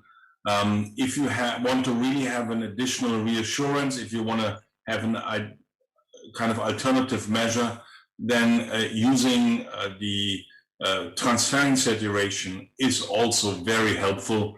And I would say you get approximately 90% of the same diagnostic information if you only would use transferrin saturation, which actually in many places might be the more cost-effective option to use. And for instance, also in cancer patients where you very often see ferritin values well above 1,000, and I have this really in many such patients, there you would only use transferrin saturation for diagnosing iron deficiency.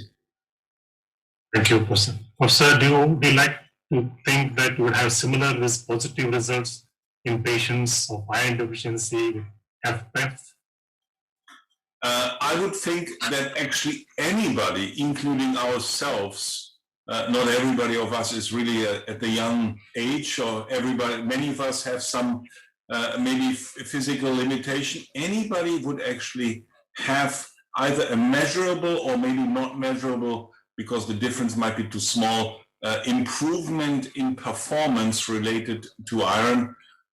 And if you have a degree of iron deficiency, I believe anybody improves to some degree. Now, is that some degree a clinically relevant amount? That's a different question, and that's why we are doing the trials, to really prove it's worthwhile on a large scale. But I can tell you that also in prophy sport, intravenous iron is used.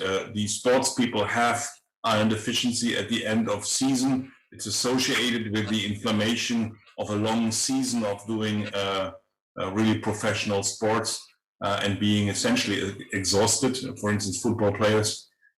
We have done this kind of exercise, or also in long distance runners, in bicyclers and swimmers. And so this is a uniform system of how energy is produced. You need iron in the respiratory chain reaction, and tissue iron deficiency, when it is corrected, will help anybody. Is there any role for hepcidin estimation? Now, hepcidin is a difficult thing to measure. I would not really recommend this for clinical purposes. It can be very confusing. Shall we say, when you do biomarker tests, you have a history of things you're doing in your life, and hepcidin is one of my big kind of failures, wasting a lot of money on it in our research lab. So I'm not a real kind of fan of doing it.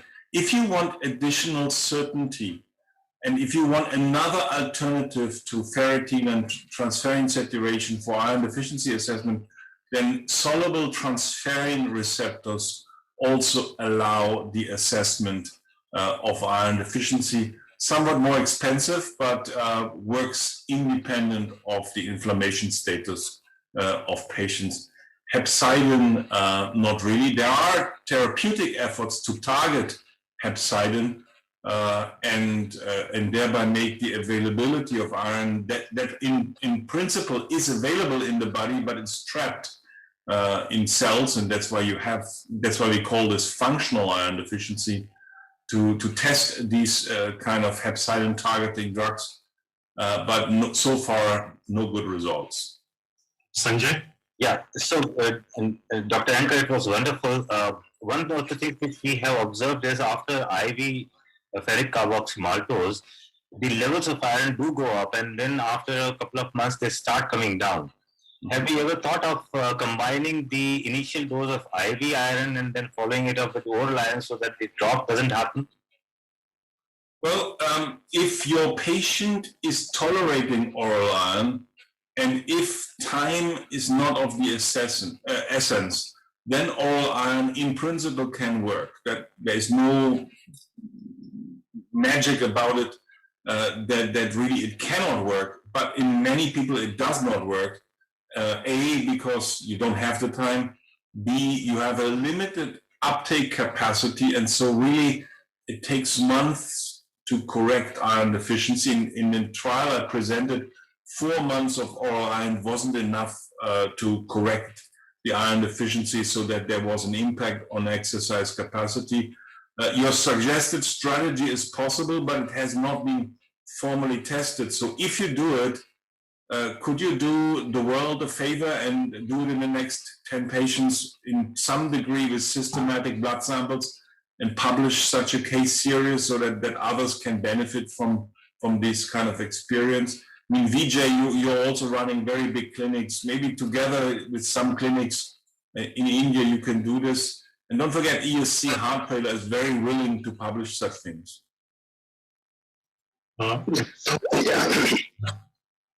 Of so-called hyporeducible factor enzyme inhibitor. Something like this, could you tell us something? You said, sorry, the connection was very bad. What was the name of the drug class you were referring to? It is hypoxia-inducible factor. HIF, yeah. Hydroxylase enzyme inhibitor. It's one of these new classes of drugs that try to treat anemia by basically improving the sensitivity of the body to lack of oxygen, lack of erythropoietin, and make the body stimulate itself to respond in an anti-anemic way. There is a future for these drugs definitely in anemia treatment, and they are developed primarily in the kidney disease space at this stage. Whether we are seeing them in other kind of places, honestly, I don't know yet. Don't forget, in heart failure, it's not about anemia treatment. It's really the iron deficiency that is the problem. We rarely see in heart failure the level of anemia that you see in advanced kidney disease and hemodialysis patients. So I don't want to speculate yet. I'm not aware of HIF2 alpha kind of drug therapy results in heart failure patients at all. Thank you. Dr. Bagheera, yes. Yes, sir. Actually, I want to ask Dr. Anchor two questions. Question one is, in your experience, have you encountered any adverse events like anaphylaxis or arrhythmias? I want to know, is there a need to give any test dose before you give IV iron? That is my first question. Second question is, what is the timeline to repeat a dose of IV iron? How long do you wait? And supposing you want to repeat another dose, when would you consider that? Thank you. So, very important things. First of all, let me start. We have never seen a case of anaphylaxis, but of course, each doctor may not give enough therapies to really encounter this. But I also, in all the trials we have done, we had a single anaphylaxis case with ferricarboxymaltose. They may theoretically happen, and the official label in the drug label is that there may be anaphylactoid kind of responses with ferricarboxymaltose, which basically means you may have short periods of lower blood pressure, some degree of dizziness in some patients.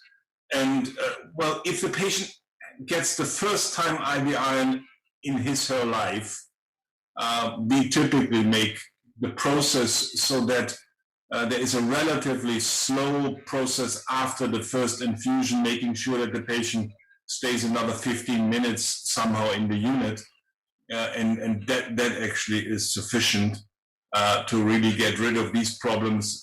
Very rarely do you see. The biggest problem is really quality control of the IV line, and if you basically infuse the IV iron in the wrong way, you basically create a very big tattoo that will last 6 to 9 months.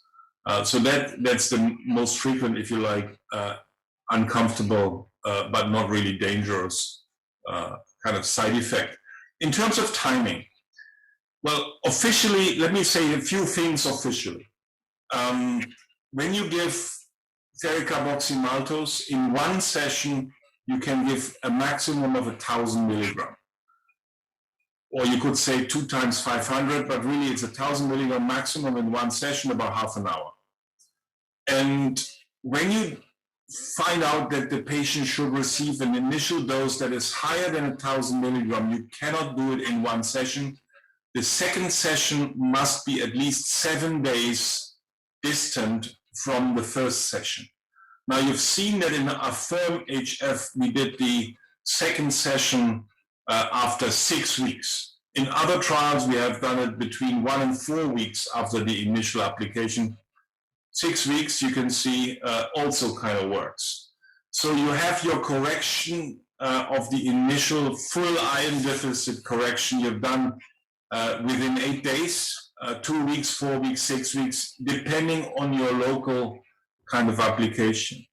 Now, once you have done your full correction, the next time, in my opinion, you need to check the iron deficiency is not before 3 or 4 months later. 6 months may be fine too. That is where you then start to possibly have a degree of iron deficiency again that needs attention and correction. So between 3 and 6 months, in our clinical trials, we are doing it every 4 months. So 3 times a year, we are checking iron deficiency, if that helps covering this point. Thank you. Yeah. That very impressive, impressing upon us the importance of iron deficiency in treatment of heart failure. Thank you very much. And thanks for your time. Thank you. Do we move on to the next question? Sir, can I ask Dr. Ambuj Roy one question? Yeah, do we have it now, all the questions? Please talk, one more talk is there. Bye-bye. Dr. Vijay? Yes, please go ahead for the questions. Oh, questions? What about one more talk is there, no? Right. Yeah, go ahead, begin. Sir, question to Dr. Ambuj Roy. Many times when you have patients with peripartum cardiomyopathy, with severe LV dysfunction, EF less than 25, there is a looming threat of a sudden cardiac death. Under normal circumstances, you would put an ICD. How do you tackle this scenario in these kind of patients? What is recommended in the guidelines is a wearable defibrillator. I'd like to know, have you used one? I have not seen one. I haven't, no experience. So how to go about this, and should it be an institutional requirement? How to tackle this? Yeah, thanks, Dr. Bhagirath. It's a great question, but I don't think we have experience using it. And since it's like the MI first 40 days, isn't it? I mean, where trials are showing negative, but that doesn't mean a patient is not susceptible to a sudden cardiac death post-MI in the first 40 days, and 40 days because that's how the trial placed the number of days. So that is a kind of an area where I don't think there are clear answers. So I would say the same holds for pericardial cardiomyopathy, since almost half of them will reverse and will not fit into the primary prevention cardiomyopathy guidelines of less than 35-40%. So it may not be fair to upfront put a ICD in these patients. So I don't know. I don't have a very clear answer to this. But in rare cases where you may say a very low ejection fraction, where the chances of recovery are much less, or you're seeing a very high arrhythmic burden, you may rarely think of a device, or if you can get a wearable device. Remember, the wearable was also negative in post-MI patients, the data. So as of now, I don't think there is that we can advise a defibrillator in these patients. In an occasional rare patient, high arrhythmic burden, or where you're seeing a lot of NSVTs, you may go ahead, and where the ejection fraction is very poor and the chance of recovery thereby is less. Thank you. My question. Dr. Vijay, should we go for the next talk, or Yes, all questions for these three? Let's finish Dr. Abraham's talk also. Okay, then we come back to the questions for all the three talks here. Yeah. Dr. Okay, Abraham. sir. So we'll now replay Dr. Abraham's lecture.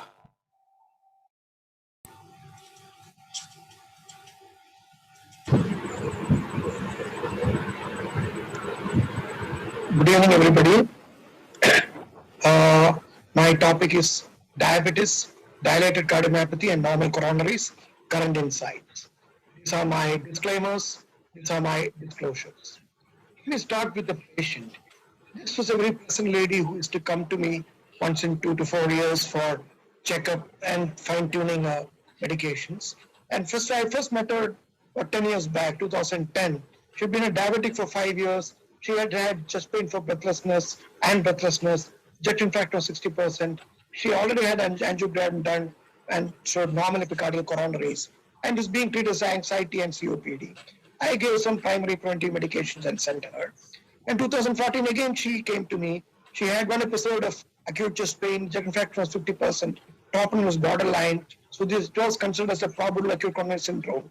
But angiogram was normal, and was being treated as CAD with recanalized vessels or spasm or Minoca.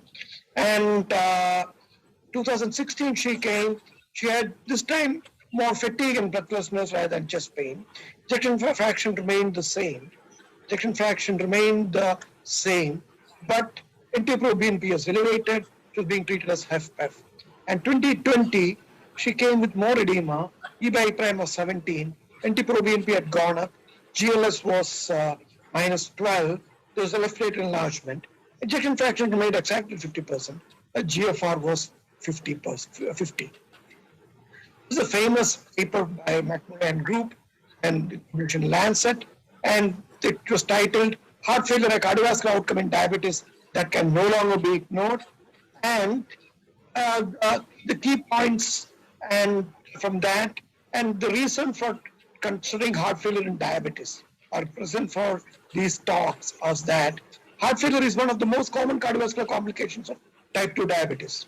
Heart failure is the most deadly and disabling complication of diabetes. Most patients with heart failure have either diabetes or pre-diabetic dysglycemia. diabetes is one of the most disabling comorbidities complicating heart failure. So it cut both ways. Diabetes begets heart failure and heart failure begets diabetes. And heart failure is a mortal illness. It's not an illness with edema alone or very great symptoms, but it is a mortal illness. It kills and is more serious than most malignant.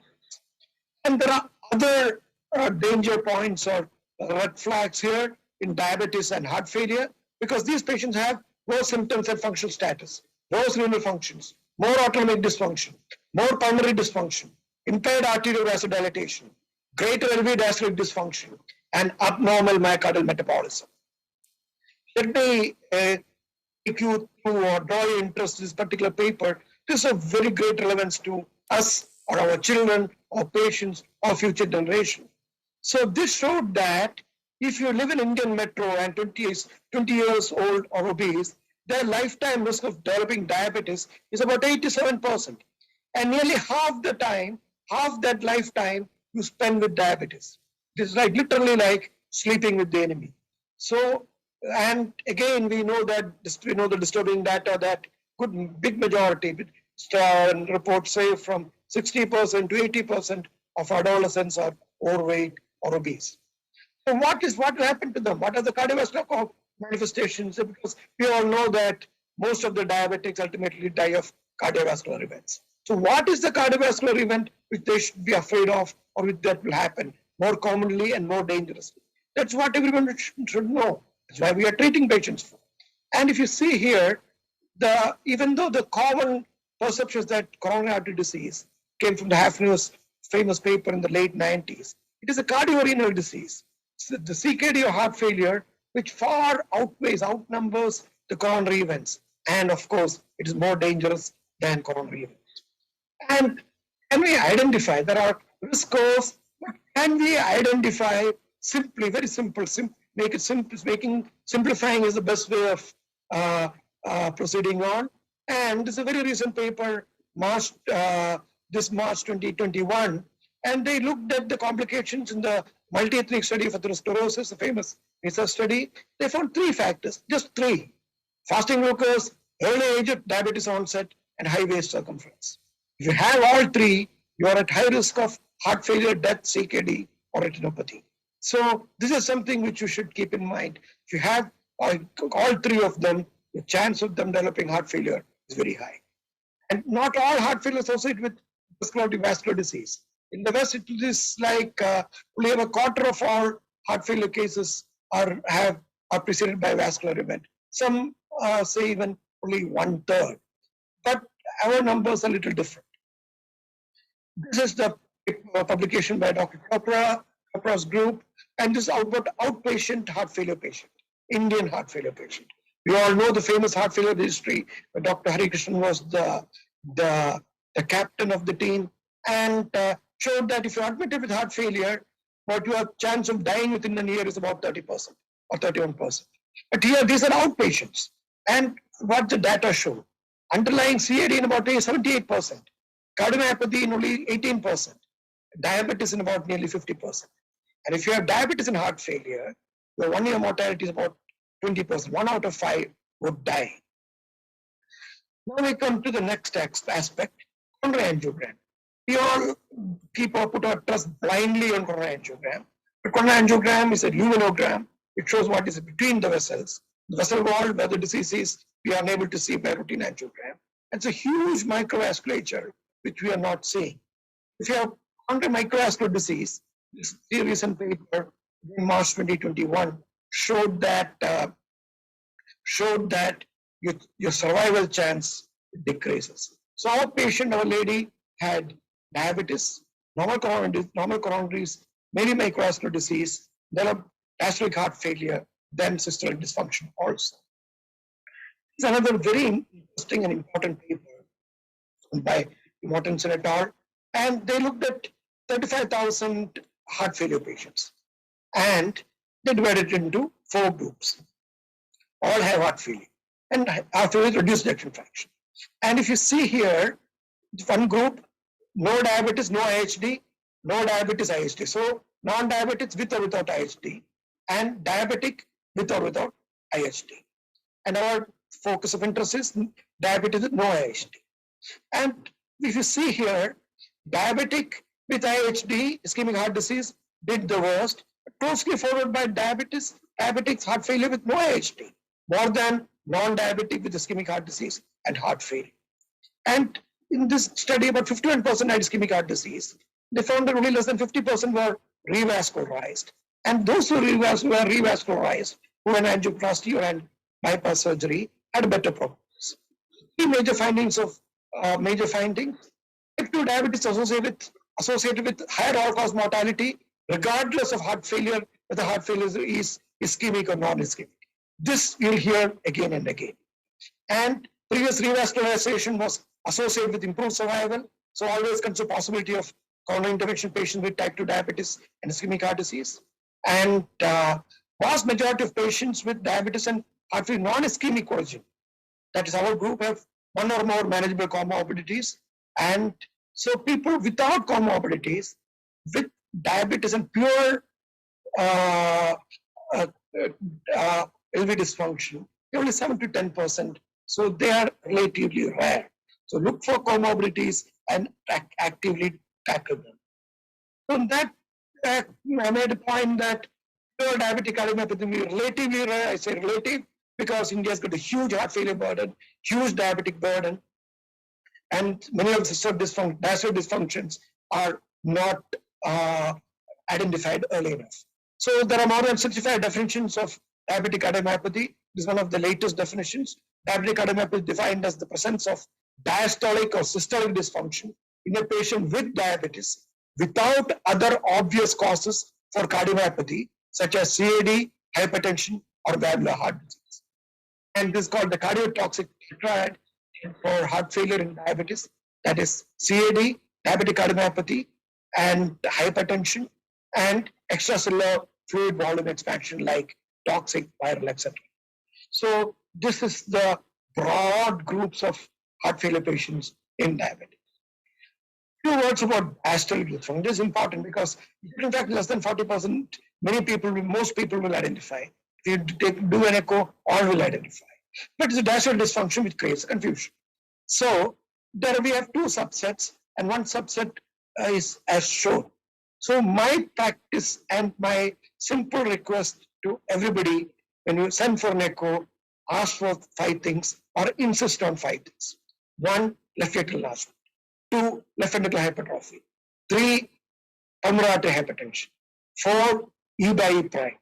5, these 4 are diastolic parameters and filling pressures. 5th is global longitudinal strain. This doesn't cost anything extra. Most of the newer echo machines have this, and you have great information. You can see here this patient has got significant diastolic dysfunction. There's there's pH, E by E prime is increased, LI size is increased, but global longitudinal strain is normal. You can see it's red everywhere, and this patient has got pure diastolic heart failure. Whereas this patient, GLS is 12. The rule of the thumb, or very easy to remember, is that if you cannot remember many values, I try to remember, or I remember one value, that is 14. If the GLS is less than 14 or E by E prime is more than 14, that is bad. So if GLS less than 14 shows some systolic dysfunction, and E by E prime more than 14 indicates increased LV filling pressures. So this patient had very subtle diastolic changes. So this maybe might have been passed off as purely normal echo, but for the GLS less than 12. This reminds me of a recent paper published in JAMA, which they looked at the echo of newly detected diabetics, and they found that about nearly 20%, 1 out of 5, have everything as normal, but GLS is less low. That means there is systolic dysfunction. And if you do not look for it, you will miss it. What is the conceptual framework? This circulation article. There are multiple comorbidities: diabetes, obesity, metabolic syndrome, hypertension, etc. Lead on to sympathetic neurohormonal activation, inflammation, endothelial dysfunction, fibrosis, oxidative stress, all leading on to end organ damage, heart failure or kidney, and one will beget another.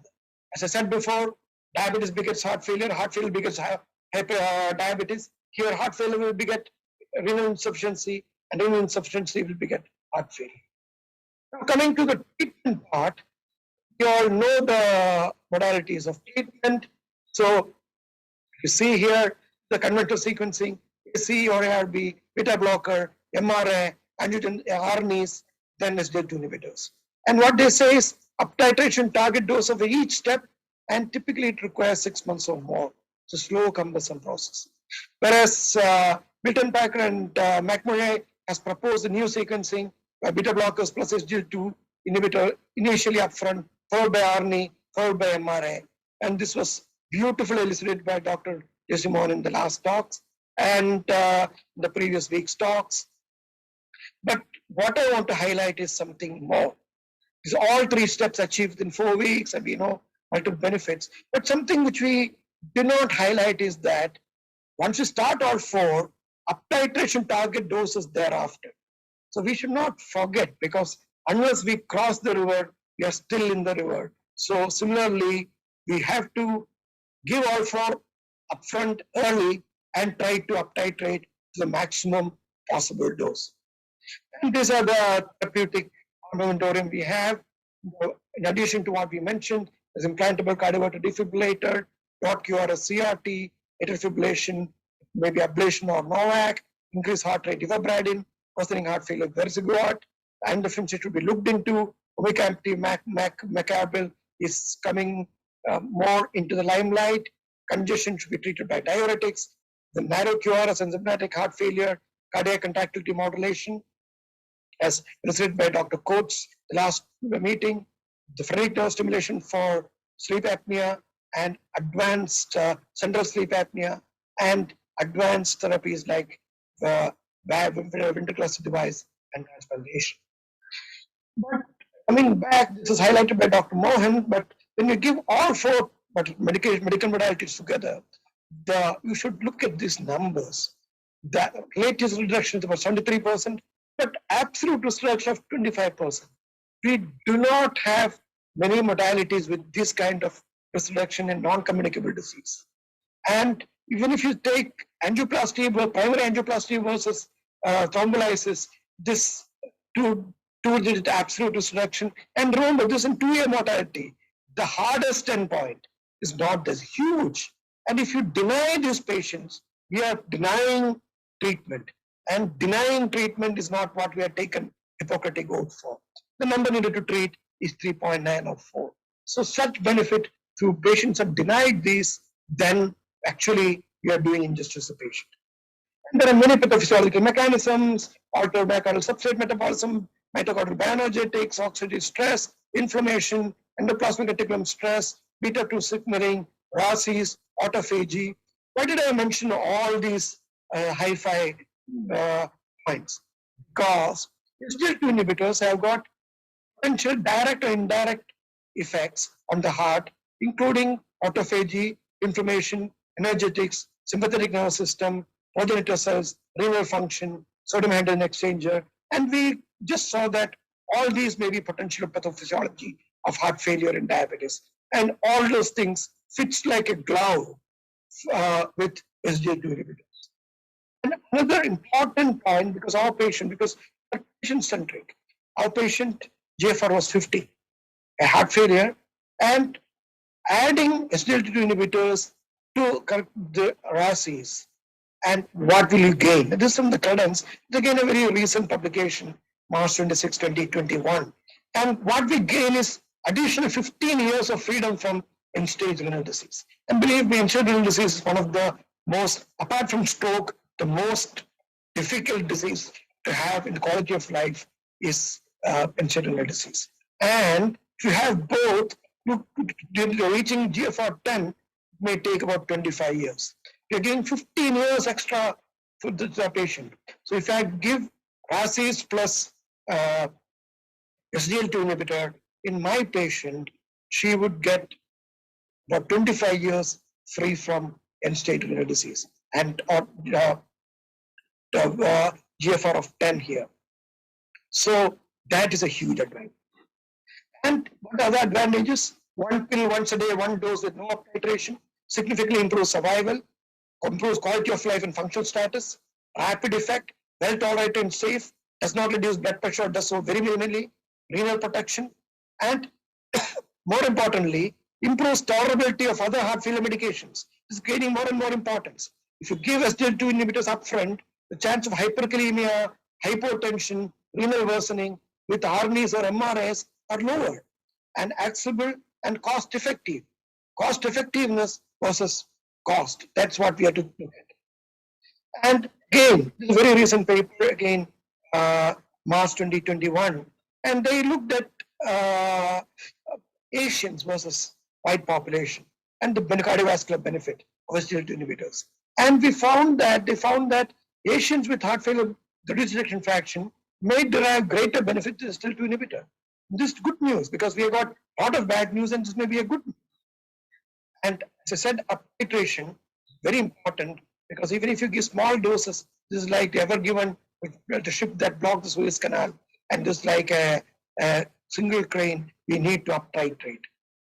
And again, this week's European Journal of Heart Failure, does the etiology even matters, the editorial, and this is from the paper DAPA substudy, and they found that irrespective whether it's ischemic or non-ischemic, there is benefits with SGLT2 inhibitors. So that is very important. So we should not deny patients SGLT2 inhibitors.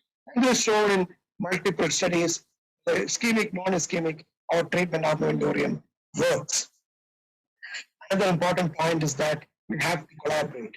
This is not a siloed care. Siloed care is passe, and we should cooperate with the patients, caregivers, nurses, and other specialties, and we have to collaborate or patients with condition. What are take-home messages? In IGT, increase the risk of heart failure and worsen prognosis don't ignore. Diabetic prevalence, more than 25% of heart failure patients. If this increases heart failure, increase mortality by about 30 to 70%. Diabetes in heart failure, and 90% of heart failure with diabetes has got more than one comorbidity, particularly hypertension or IHD. Revascularization underused. Guideline-directed therapy is underused. Comprehensive 4-drug therapy, that is 4 drugs, 5 mechanisms, will give you 6 years of extra life. Conclude by this, showing this article, and they showed that there is a tendency for the clinician to lag behind scientific progress in time, of its time. We try to get by, and we have to be alert to the rapid pace of scientific development. But ladies and gentlemen, look at the time. It is 1929. 100 years later, we're saying the same thing. So knowing is not enough. We must apply. Doing is not enough. We must do. Thank you very much.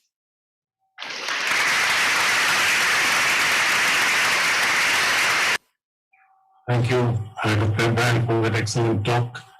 Now the forum is open for question and answers. Dr.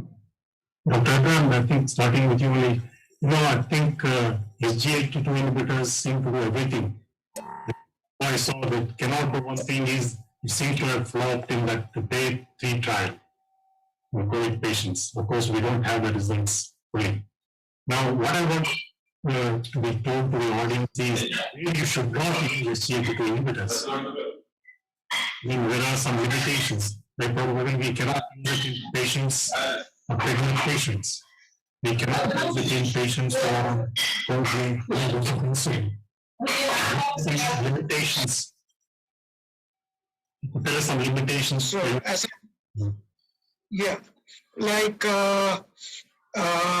importance is that from what I understand from the question, the question is, what are the situations which we may avoid SGLT2 inhibitors?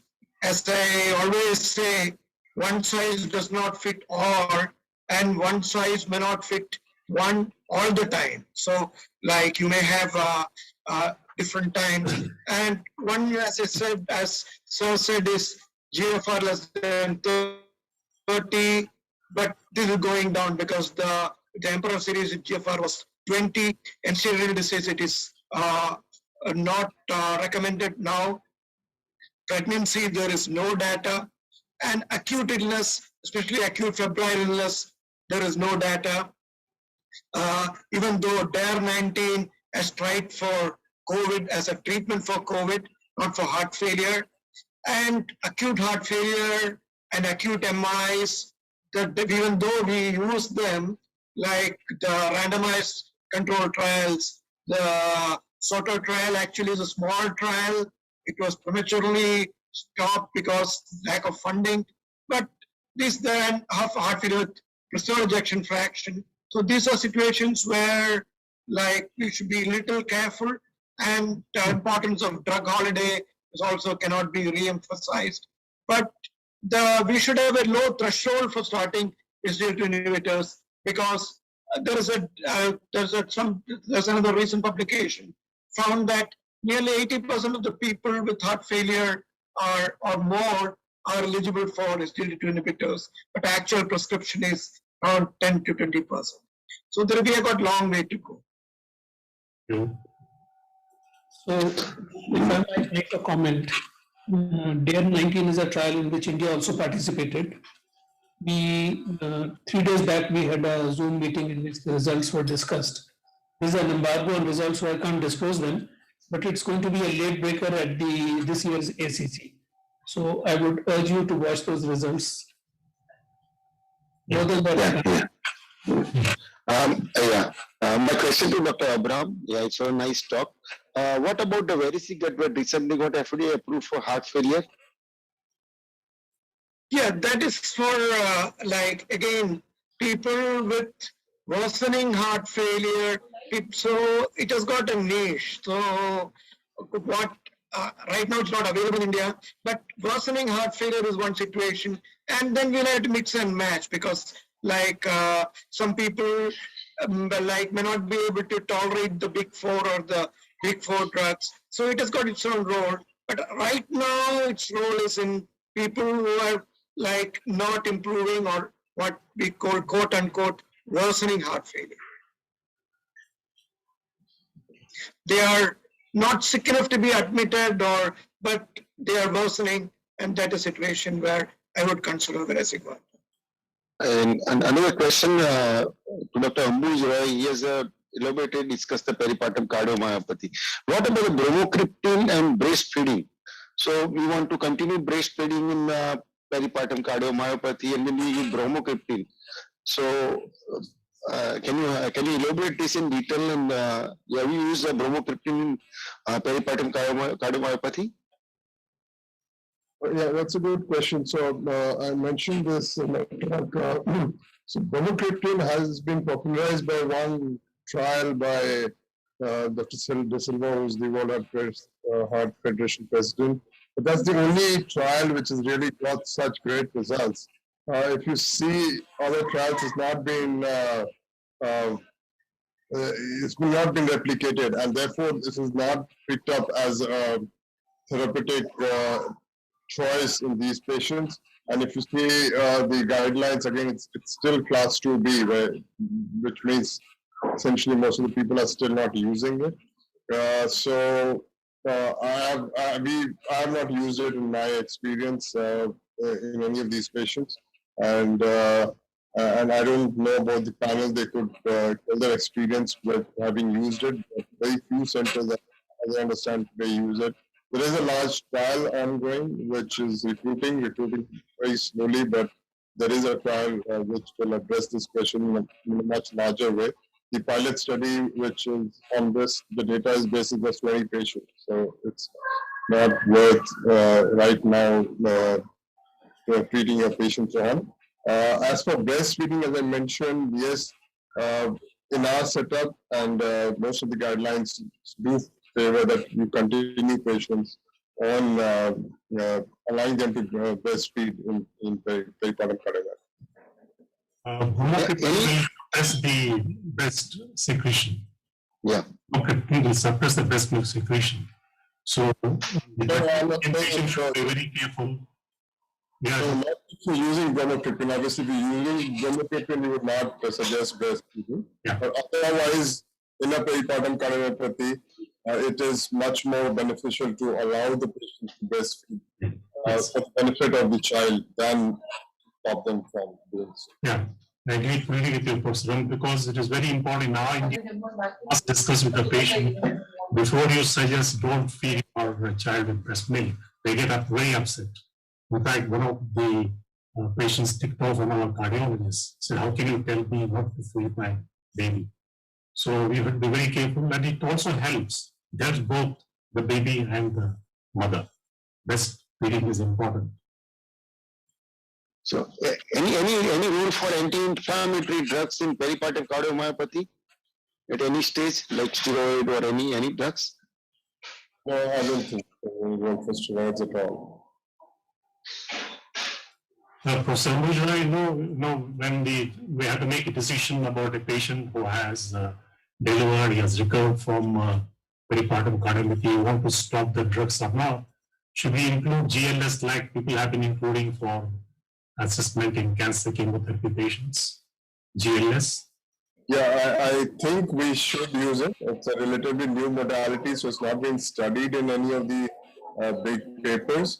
But people have even thought of doing strain studies to make sure that your LV has completely recovered before you allow them to undergo a subsequent pregnancy. So in the same vein, yes, GLS should be one of the markers to look for any subtle residual LV dysfunction. And Dr. Sanjay, there recently, I think, a lot of literature on immune checkpoint inhibitors, they also produce a lot of cardiovascular effects. So it also is important to monitor these patients very carefully. Yeah, and as far as the cardioprotection drugs are concerned, of course, beta blockers, statins, and ACE inhibitors are well known. And there has been, I think, animal studies with Arrhythmia. Yes. Very positive results. So we need to wait for these. Yeah, I think I totally agree with you, because wherever ACE inhibitors work and ARBs work, ARNIs would work better, especially in heart failure situations. So I absolutely agree with you. Small studies, but they have favorable results. And what to talk about? We talk about the days SGLT2 inhibitors. Maybe down the line we find something with them also. Yeah. Any other questions from? So there were 4 questions on the from the group. We're just displaying them for you. How to differentiate clearly peripartum cardiomyopathy? And stress cardiomyopathy. Peripartum cardiomyopathy. It is a diagnosis of exclusion, basically. Professor. Peripartum cardiomyopathy versus stress cardiomyopathy.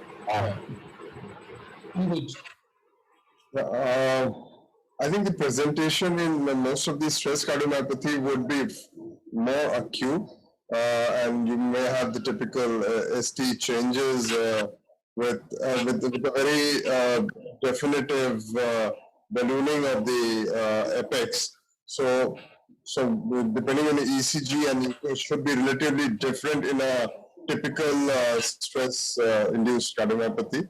The other thing around pregnancy, which you should also think of, is SCADs, spontaneous coronary dissections, which can present with heart failure and more acute presentations. So these are the things that you could keep in a differential, but generally these two, SCAD and stress cardiomyopathy, will have a relatively more acute dramatic presentation as compared to peripartum cardiomyopathy. But at times it could be pretty confusing. Yeah, so I remember a case when there was a patient who was ranked as peripartum cardiomyopathy. The actual scenario was that the person had prepared sepsis, and then after the sepsis, the person developed myocardial dysfunction, and there was a very rapid recovery within 2 weeks. As the sepsis settled, the ejection fraction improved and normalized. So in this situation, she was ranked as peripartum cardiomyopathy, but the issue was that for subsequent pregnancies and other things, it's a major issue. So I actually changed the diagnosis of peripartum cardiomyopathy to peripheral sepsis-related myocarditis, which improved. Yeah. There's a paper where they compared Takotsubo and the peripartum, of course, small number, where they saw Takotsubo, they completely recovered their AV function following the treatment. Probably will also be Whereas- quicker in cardiomyopathy as compared to peripartum, but yeah, it may be confusing to begin with. As peripartum cardiac will have some residual LV dysfunction postpartum. Whereas at the end of 3 years, they didn't find any difference in the outcomes.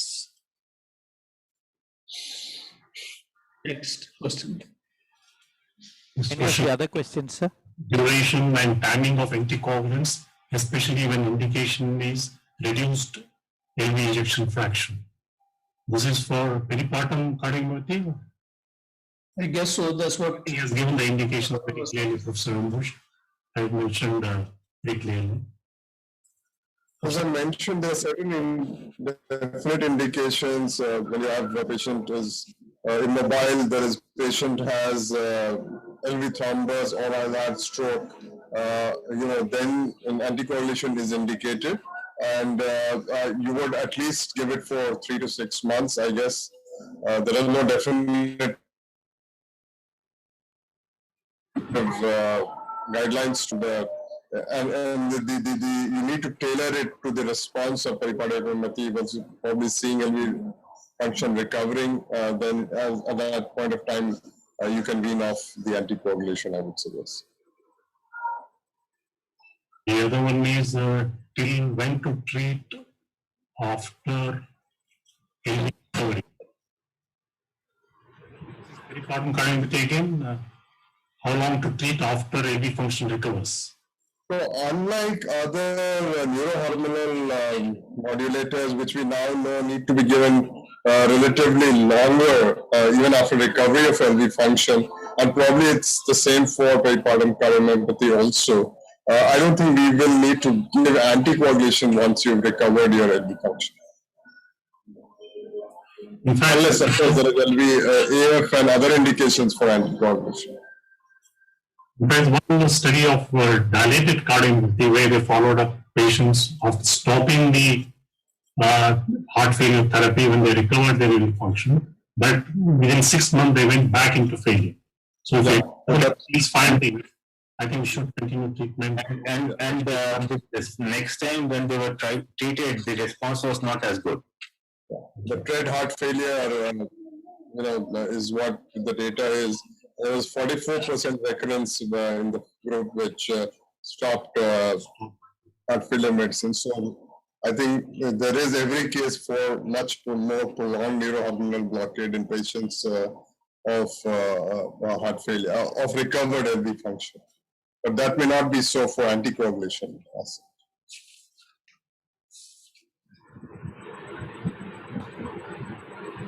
One more question is,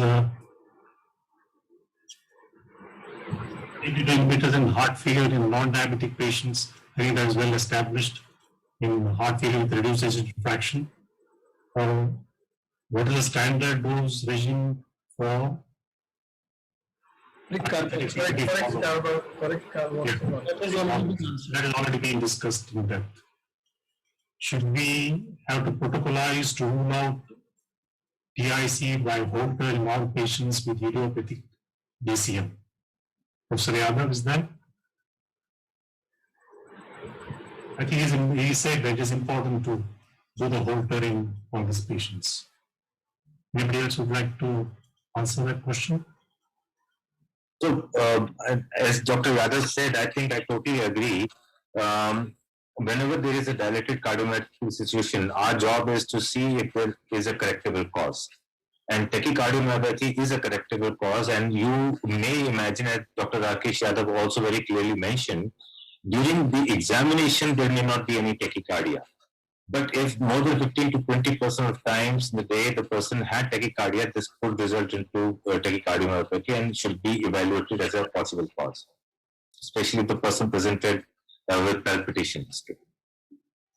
One of the, if I can add, one of the good indicators of tachycardiomyopathy versus sinus tachycardia because of heart failure is a diurnal variation in heart rate. So typically, if you do a Holter or if you have a patient in ICUs in heart failure, and you don't see that 15-20% dip in the nighttime heart rates, those are one of the cases we should quickly start suspecting tachycardiomyopathy and investigate them. And this is especially true for younger people and children. So look for that diagonal variation in heart failure. It is a very important indicator for tachycardiomyopathy. Thank you, Professor Anuj. So I thank all the speakers for the excellent presentation and answering us all the questions. I hand over to Professor Harikrishna. I all agree that it was a very nice session. All the topics were well presented and discussed. We next week on 21st of April we have an important session on COVID and heart failure. Then there is a session on SGLT2 inhibition and a session on valvular heart disease. And we have a case scenario of 2 cases also from CMC report. So hope to see everyone on next Wednesday at the same time. So thank you so much. Thanks for all that. Dr. Stephen Agar is not there. His absence, I thank him also. Good night. Good night. Good night. Good night. Good night.